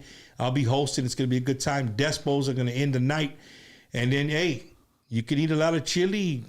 Hopefully there's no beans in the chili, and you can go to sleep bueno that night. Zero beans. Zero beans. All right, and then don't forget Toys for Tejanitos, also emceed by yours truly, Bumper Gomez, Grupo Espada, good friends Grupo Espada. We just had them not too long ago. They're going to be out there at Slim Sports Bar, November 24th. That's just right around the corner, ladies and gentlemen. A couple of Sundays from now, November 24th, we're going to be out there at the 1006 VFW Boulevard here in San Antonio, Slim Sports Bar. All you got to do is bring at least a $5 toy, unwrapped toy. I'm actually working the door, so Cesar, don't show up with a little thing del dollar store way. I'm not going to let you in. Hey, it's got to be at least $5, bro. But we're going to be there. There's going to be a lot of Tejano artists out there. Conjunto artists are going to be doing little meet and greets, even if they're not playing. They're going to be hanging out with us. And it's all brought to you by our good friends, JoJo and all the guys at Tejano Up Radio. It's going to be a good time. I can't wait to be out there all day. This is going to be my third year helping them out with it.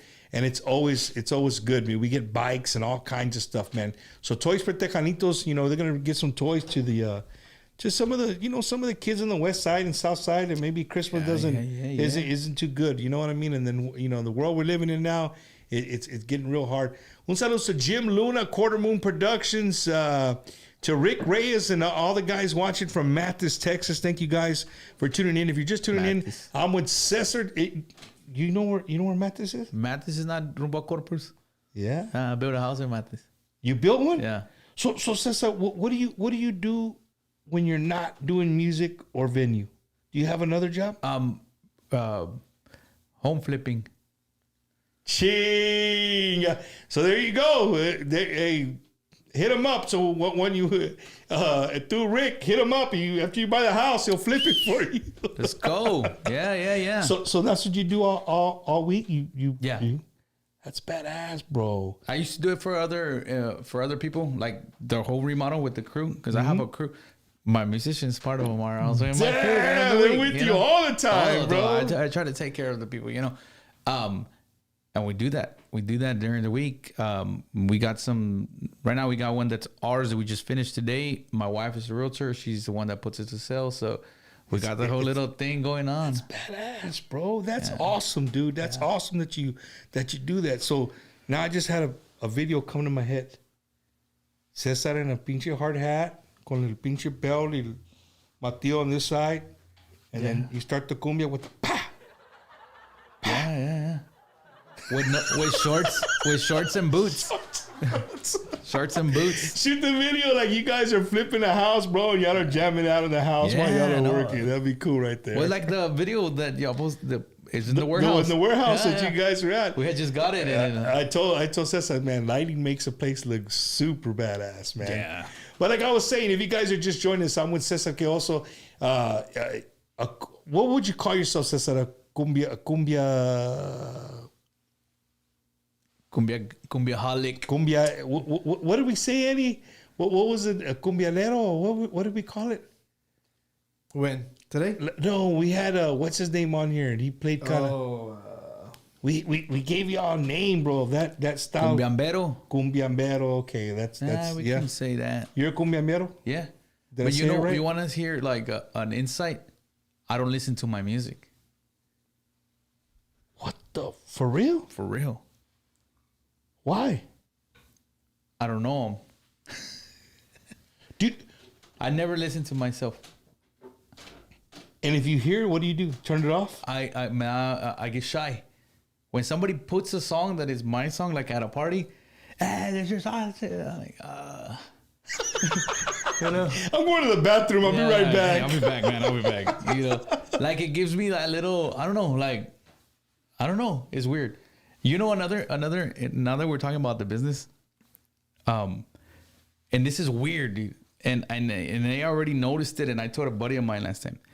Every time there's a packed event at the Grand,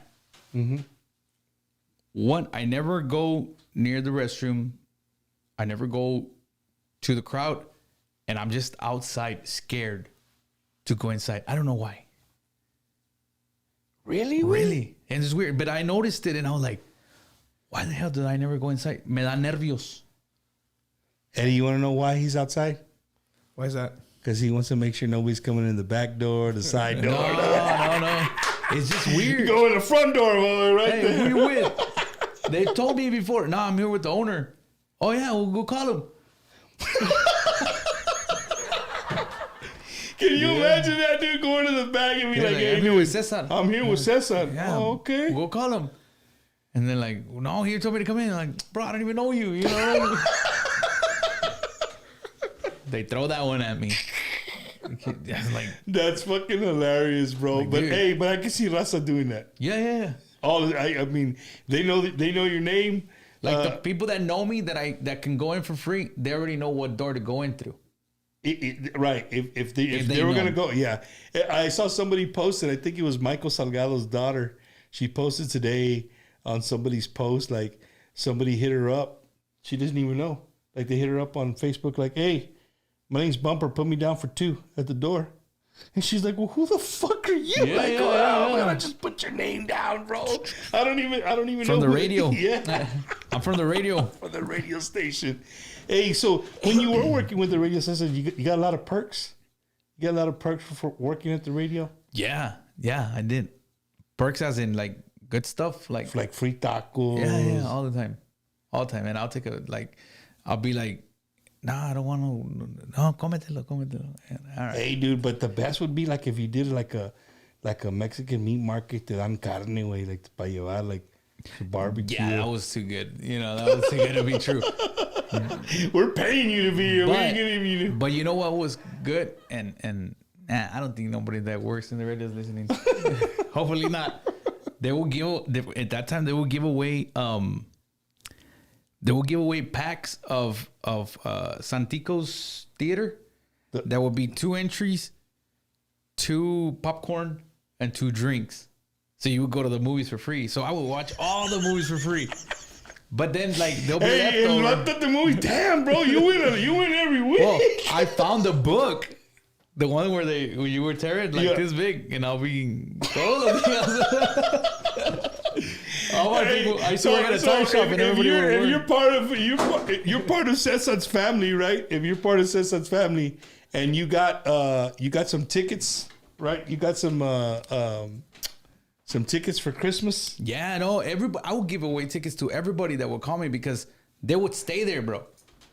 So you had to give them away, and I knew people that were really gonna go to the baile or that really wanted to go, and I would, hey man, call me at this time. Let me record your call. Act excited, and then oh my god, and boom, give me your name. You know what I mean? Because then that way, if not, the tickets were just gonna go to waste. Yeah. Hey, Cesar, did you ever do like prank calls? They were real, like, they wouldn't let me, that was controlled, right? Yeah, I was controlled. But bro, I love listening to old school morning radio shows that do that. Like, my wife listens, she's from Tampa, so she listens to, like, there's one called 93.3 FLZ in Tampa, and they do the, what's his name from LA? It's like, he plays all over it's called War of the Roses. Okay. So what they do is they would call you. I'd be like, hey, Cesar, this is Bumper with Bumper's floral arrangements. You just won yourself $100 floral arrangement, and you could send it to wherever you want. There's no catch here, no gimmick. And the vato's like, really? Like, nah. No, sir, there's no gimmick. We pick one guy a day. Your name came up, and we just need to know what you want us to say and where do you want us to send it. Y el vato, tell her I love her. I can't wait to see her in 2 weeks. Que la chingada, and send it to this address. And they got his wife on third party on the line, Midland. Bro, dude. It gets wild. But the guy in Midland and the oil field, I had sending flowers. I thought you were working. But no, dude. I mean, those things it keeps people entertained. Yeah. You know what I'm saying? It gets people entertained, man. So you work here in the morning time when you were on the radio. You were during the morning. So you went up against some big people in San Antonio. The Raúl Brindis was in San Antonio. I mean, I'm talking morning shows. What's the name of those crazy dudes, Eddie? The rock and roll guys. Oh, Billy Madison. They were here out of San Antonio. Like those are big. In the beat there was that. Carmen. Yeah, Carmen. You went up against her too, right? Against all that vibe of people. They were top dogs, you know. And Cesar, how does that work, dude? Like, how does the radio stations? I know how it works, but for the people, I'm asking again questions for people. Yeah. Like, how do they know how many people are listening to the radio station, or how do they know that? Hey, Cesar's doing a great job. He's keeping people entertained. He's keeping people on the air. There's this thing called there's this company called Nielsen. Mm-hmm. And they have, I forgot what it's called, but it's like a little beeper that certain people in San Antonio have that supposedly is like top secret who has it. So they just meter their surroundings, and that catches what radio frequencies are being listened to. Really? So when one guy near that thing would listen to you every day, you'll become like, you know what I mean? Yeah. So now when there were several people in that area, you knew, and that thing is so weird that it can read what race you are, how old you are, what do you do? Like, it's crazy. Really? Yeah. It's a company that, Eddie, we need to get one of those for the internet, dog. yeah, those are Google. So You need to Google. the idea, like, not the idea, but like everybody would always be like, man, there's just one listener. There's one guy that has a I think they're called PPM, if I'm not mistaken. One of them that had it, or that would be your fan, you had it made, bro. Because they're Always, and listening. they had that. You know, I never met anybody that had it. But before that, I don't know if you remember that they will call you, hey, can I ask you some questions? Yeah, what radio station do you listen to? What time do you listen to? And they will do those over the phone kind of harass the what do they call them? What do they call the people that call us, Eddie? The damn spam callers, right? The spam callers. No, I never knew that. I never knew, like, you know, TV. The same thing. I thought with what we have nowadays, I can go in there and be like, Cesar, you're on this radio station. Tell me how many people are listening to me right now. You would think with the TV you can. They can tell you how many on the spot. They'll tell you how many not people. radio. Radio is every month or every 2 months, and then inside radio thing, right? There's some people that say, "No, okay, we're number one show and number one show and number one show," because they pop up as number one show. Yeah, but they go to like a weird demographic, you know. So like it's like number one show listening because there was this Chinese guy that was listening, you know, and it says they'll show up your number one on the Chinese people. Right. And it's like, no, the Chinese would be, you know what I mean? So they brag with that, like, oh, number one show.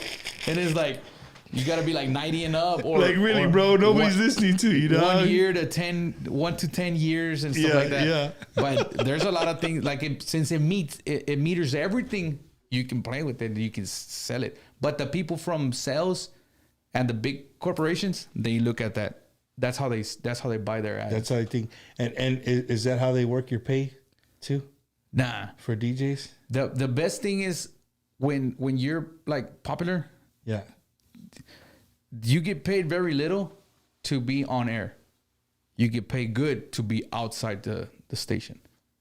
So remotes. So probably get, at that time I was getting $10 an hour. I'm pretty sure they have not gone up. You know what I mean? So, but when you go on a remote, it's $100 an hour. So if you go 3 remotes of 3 hours in a week, you make $1,000. You know. Eddie, Laura, we're starting a new radio station tomorrow. Me and Eddie, we're gonna be doing remotes all over, but we're gonna be doing from bakeries. But it's crazy because for you to get those $100, the station charge like $2,500.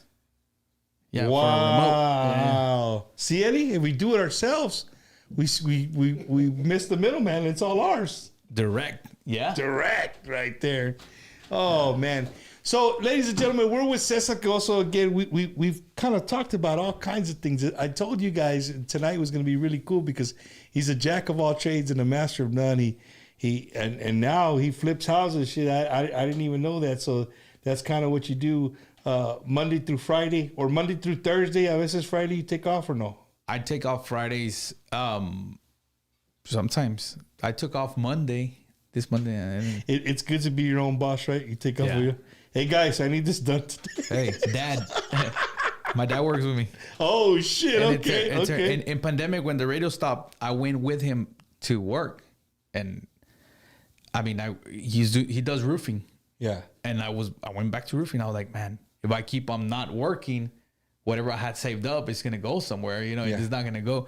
So I went to work with him, and I mean, leaving the radio in a good point where you had 3-4 remotes a week and good pay and this and that, and then going to the roofs on freaking summer, and my dad, I mean, he probably hooking me up, he would give me like $500 a day to hook me up, because no, $500 a day. Obviously to help me out, I was not worth $500 bucks a day. I wouldn't have paid me anything. But he knew the situation because picture this: the radio stopped. That was my one source of income. The music where I was DJing stopped. The band stopped. The DJing, because all the venues closed, stopped. My venue closed. Stop. So everything that I was doing, everything stopped for a year.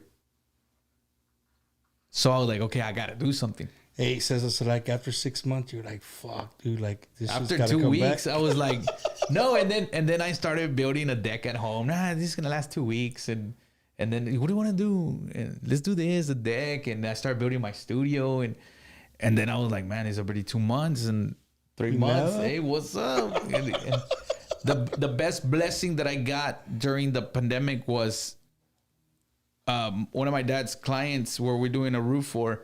He was arguing with his contractor because his contractor wanted to mess him over, like overcharge him because of the situation.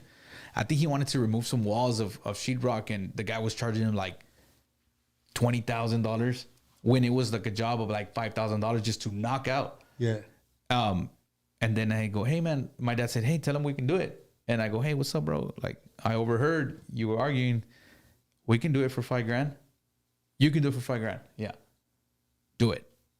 And I got on my band. Hey, bro, we're going to go knock down some walls. And everybody was knocking down walls. And then he's like, hey, can you put it back on? The sheetrock, new sheetrock. Yeah. How much? No, this much. Do it. Hey, can you paint? Yeah.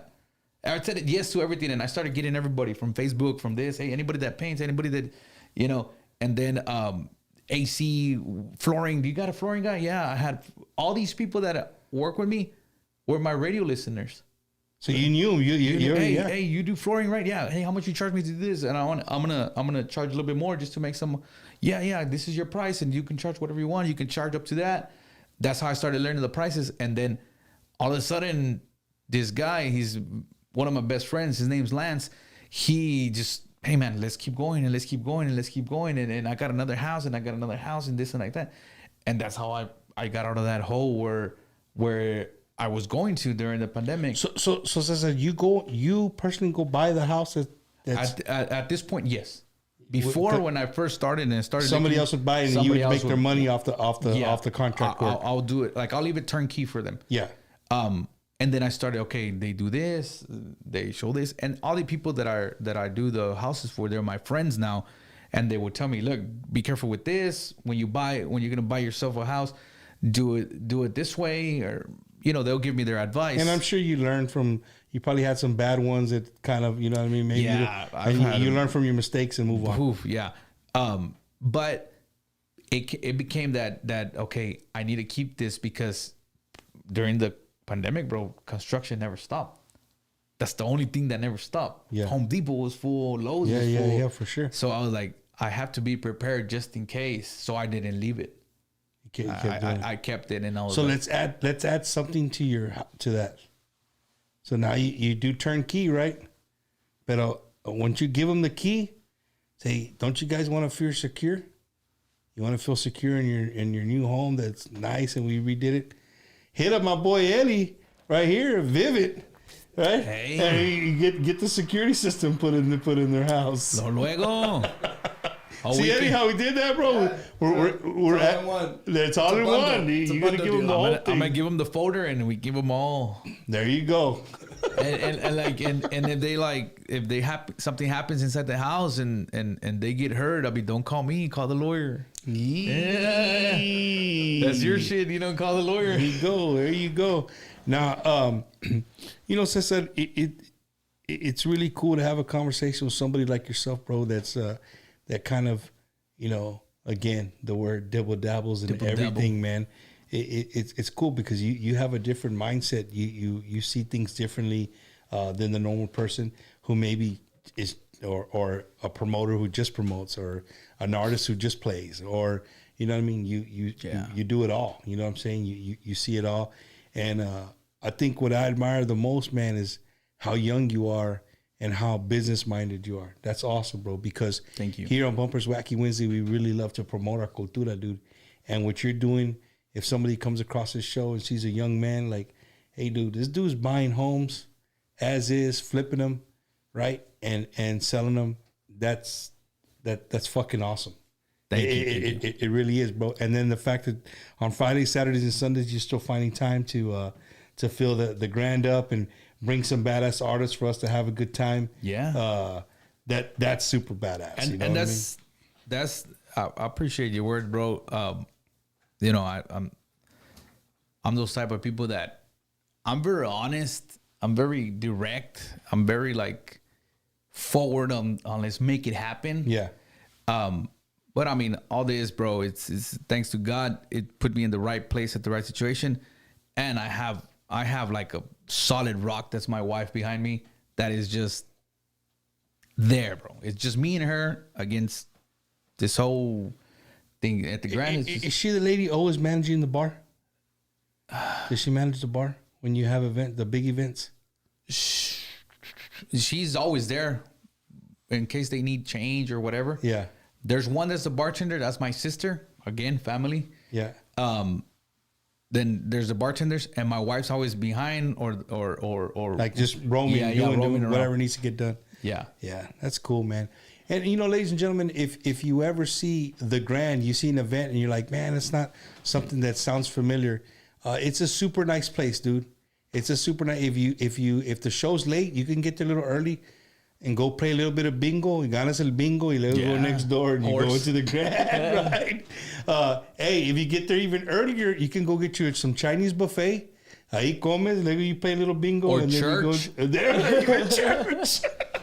You can do it all right there in that plaza, man. But no, man, it's the Grand. I've probably been there 6 or 7 times. I've seen Signal there a couple of times. I saw Bobby Pulido there. I saw I can't think of the other group. Palominos, maybe. No, I think it was Signal like 2 or 3 times, like a few times that you had them there.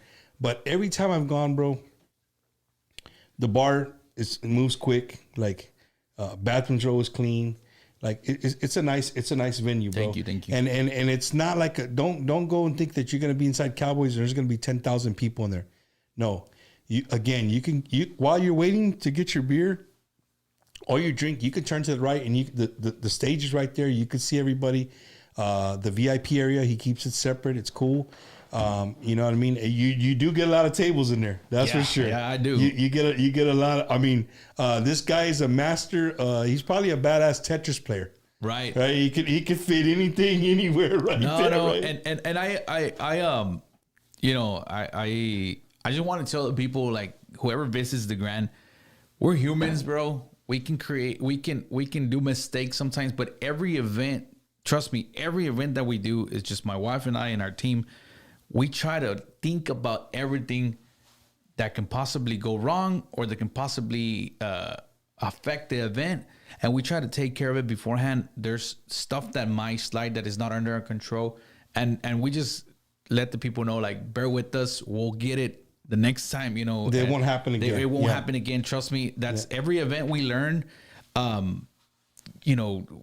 These events, we've never had like problems where like fights or anything like that, because when the people show up to the venue, it's not a place that makes you want to fight. It's a place that makes, okay, it's chill. Yeah. It's fresh in here.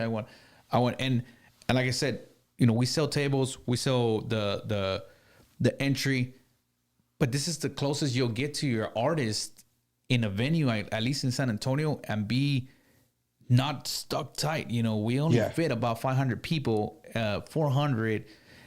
We're not going to fit 2,000-3,000 people where you're still going to pay probably the same amount and be super far. Yep.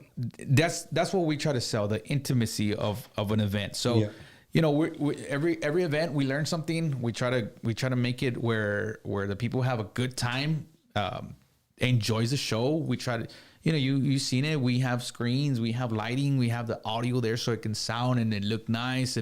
And also the bands, they can feel like $1 million, bro, because they're there to perform and give a show for the people. And that's how I see it. How would I want to go to a venue and look, Well, I mean, I've been backstage. I've been backstage with the bands. I mean, just your whole thing, the way you have everything curtained off. I think you're doing a great job. And again, man, if you guys, you have a private event, you can hit up the Grand. They do quinces, weddings, divorce party, lo que tú quieras. They'll do the party. Before I give you the microphone to say goodnight, let me ask you: does the Grand have packages? Yes.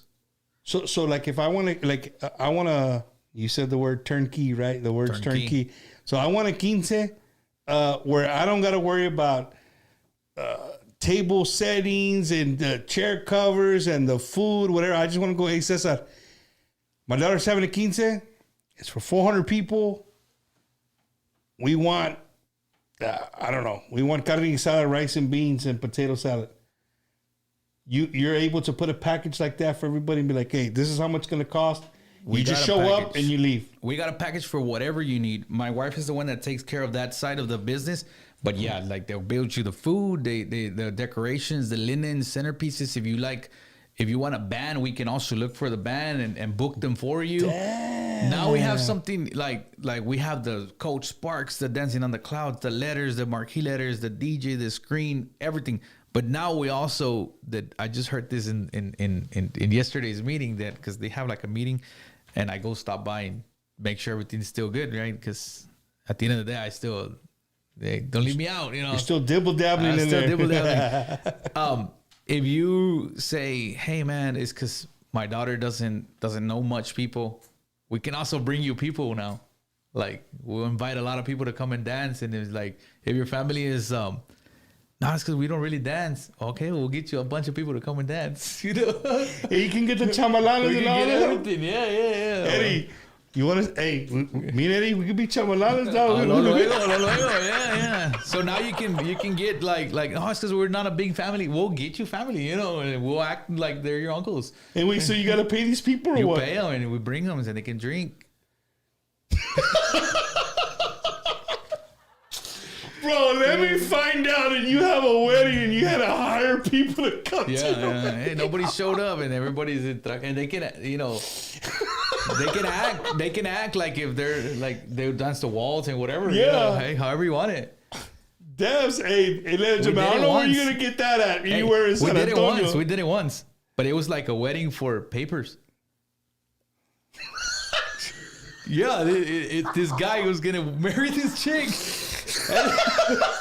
And he said, hey, give me some people, bro, so we can take pictures. Oh, my God, bro. Like, hey. Well, now I got an immigration attorney, so they need help with fixing the papers. We'll take care of anybody here, And they even gave a testimony, man, and they gave a toast, and they said, y'all been together for like 10 years. Oh, shit, bro. Woo. Oh my goodness! Hey, ladies and gentlemen, he only had one. I promise you. Yeah, just one. He only had one. Cesar, this is a part of the show where I give you the mic, man. You want to give any saludos, any thank yous to everybody? Your people watching or whatever. The microphone is yours, sir. Yeah, man. I want to say thank you to all the people that are connected. Whoever got connected, anybody that commented, thank you. The people that know me, thank you. The people that don't know me, y'all can look for me in Spotify or wherever you guys listen to music. Y'all can find me in also Instagram, TikTok, Amazon Prime, everywhere, wherever y'all wanna search Cesar K-Oso with the K, Cesar K-O-S-O. If you listen to my music, thank you. If you haven't listened to my music, I ask you to give me the opportunity for you to just go play some music. You might like it. If you don't like it, share it so other people won't like it. There you go. Hell yeah. So, but thank you, man. And like I said, everything that we do, bro, I thank you for the space. If you guys ever visit the Grand Event Center, you welcome home. Everybody's welcome to the Grand, and we try to do the best events that we can, and hoping that everybody, when they see a post of an event, the only way we can grow and bring more artists is if you guys see a post of an event, just help us share it. Yeah. Just share it. I mean, you can't make it out. It's cool. Just share it. Maybe a bunch of your friends will like it. Exactly. So, bro. But yeah, I mean, everything that we do it from the bottom of our hearts, and we're very thankful with San Antonio and all the people and everybody that's looking at this show. And thank you for the opportunity, bro. Yeah, man. No, really appreciate it. It was cool. For me, it was. I had fun tonight because, you know, I always tell people sometimes they're like, "Hey, well, when you get this artist that everybody knows, and well, shit, you already know everything about him, right?" Mm-hmm. But I love interviews like this because you don't know this guy flips houses. You don't know this guy owns a freaking venue. You don't know this guy has his own band. Like all these things, you know what I'm saying? And it makes you more personable. People will, I hope, respect the hustle. Thank you. Because you're hustling. You know what I'm saying? You're hustling. Like I said, bro, what I really admired about you is that the fact that you're so young and you're so business oriented, and you're finding other things to do. I mean, shit, you hiring people to come to a wedding that nobody wants to tell, right? But no, I mean, it's just cool. So again, man, I appreciate you, you know, taking the time out of a, you know, your busy week to come hang out with us here on a Wacky Wednesday, dude. I tell you what, I would really like to do if you ever have an event where you know they're gonna I do a group. Hey, you know, with your group, even with your group, like, hey, you're gonna have an event where they're gonna do more than a sound check, like you did with Signal or whatever. They're gonna be there for a little bit, and we could go and set up and maybe do like a small interview, and then set it up and show a little bit of what people, you know, not the whole thing, but maybe a couple of songs. I think it would be cool. Or shit, Eddie. If we can go and we can we've done where we've done events and we brought them live, you know what I mean? Like we kind of set up this. We use our own network. We charge them a ticket. And we can. Eddie, can we figure out a way? Yeah. To charge for the views, like, hey, Cash App. Maybe you live in Oklahoma and you're not going to be able to see Bobby Pulido at the Grand, and we'll charge you a fee, and you can watch the concert live. Just like if you were right there. I think it'd be something cool. Yeah, it definitely would be cool. You guys are more than welcome. The Grands, you guys is home whenever y'all want to go, and take your cameras, whatever y'all want to do, bro. Just do it. Let's do it. We'll promote the shit out of it. Yeah. You know what I'm saying? We'll promote it. Go on Wednesday, the 27th, if you guys want to go. If I can promote what I have. The Wednesday, Palominos. Dale, bro. Yeah, hey, hell guys, yeah. If y'all want to go on Wednesday, the 27th of November, we got Los Palominos, and we got Garcia Brothers, and we got myself. So if y'all want to go check out the show, I had to hire those two bands so I can play. So if y'all wanna go, it's gonna be an awesome show. Hey, super accessible, $25 tickets. You want to buy a table, it comes with the tickets too. So check it out at eventmania.com. So that's cool. He says something that a lot of people don't do. The table comes with the ticket. You don't have to buy the table separate. The table comes with the ticket. Yeah. That's cool. So if you're not doing something, that's the day before Thanksgiving. That's before Thanksgiving. Yeah, there's going to be a lot of people here in San Antonio. You're looking for something to do. Why not come to a place like that and have a badass show? So again, Los Palominos, Garcia Brothers, and of course our good friend Cesar K-Oso. They're going to be there. Him and his guys. Right off of work, they're gonna be in there jamming, working for you guys. Don't get freaked out if you see us checking IDs and then you see us singing and then back up on it. Checking VIP. Hell yeah. And then they're like, "Hey, you want salt on that margarita or not? Let me know." Are you gonna finish this? Hell yeah. But again, Cesar, thank you, man. I appreciate it. Everybody that's watched, thank you guys so much. Just thank the gentleman that helped me make this happen. ¿Cómo se llama? Lupe Rosales. Lupe Rosales. Lupe, thank you so much. He's also helping us put next week's show together. If you love conjunto music, we have one of the most famous West Texas conjuntos coming into San Antonio. Los Hermanos Peña are going to be here. If you've never heard of them, well, you got 6 days to find out who they are. Look them up, play their music. They're going to be here next Wednesday, so make sure you guys tune in. It's going to be a great time. Cesar, thank you, man. Thank you. I appreciate it, carnal. And again, ladies and gentlemen, don't forget, 27th, Palominos, Cesar K-Oso, and also Los Garcia Brothers, all there at the Grand. You can get your tickets. Can you buy them now already, the tickets? Yeah, you can buy them now. Please, buy them now. Where do they go? The grand.eventmania.com. Thegrand.eventmania.com. You can get your tickets. If I was here in town, I would definitely be there. If things change, sometimes things change, we'll definitely be there. So everybody that tuned in tonight, man, thank you guys. For the people who just are Bumpers Wacky Wednesday fans, and sometimes they're like, I don't know, Cesar. But it's cool because right when they get off, they go and get your music and they go check it out, right? Go check it out. So that's what it's about. So make sure you guys go check it out, show them some love, and again, show some love to the Grand. We'll see you guys soon. We'll see you next week. Peace. Salam alaikum.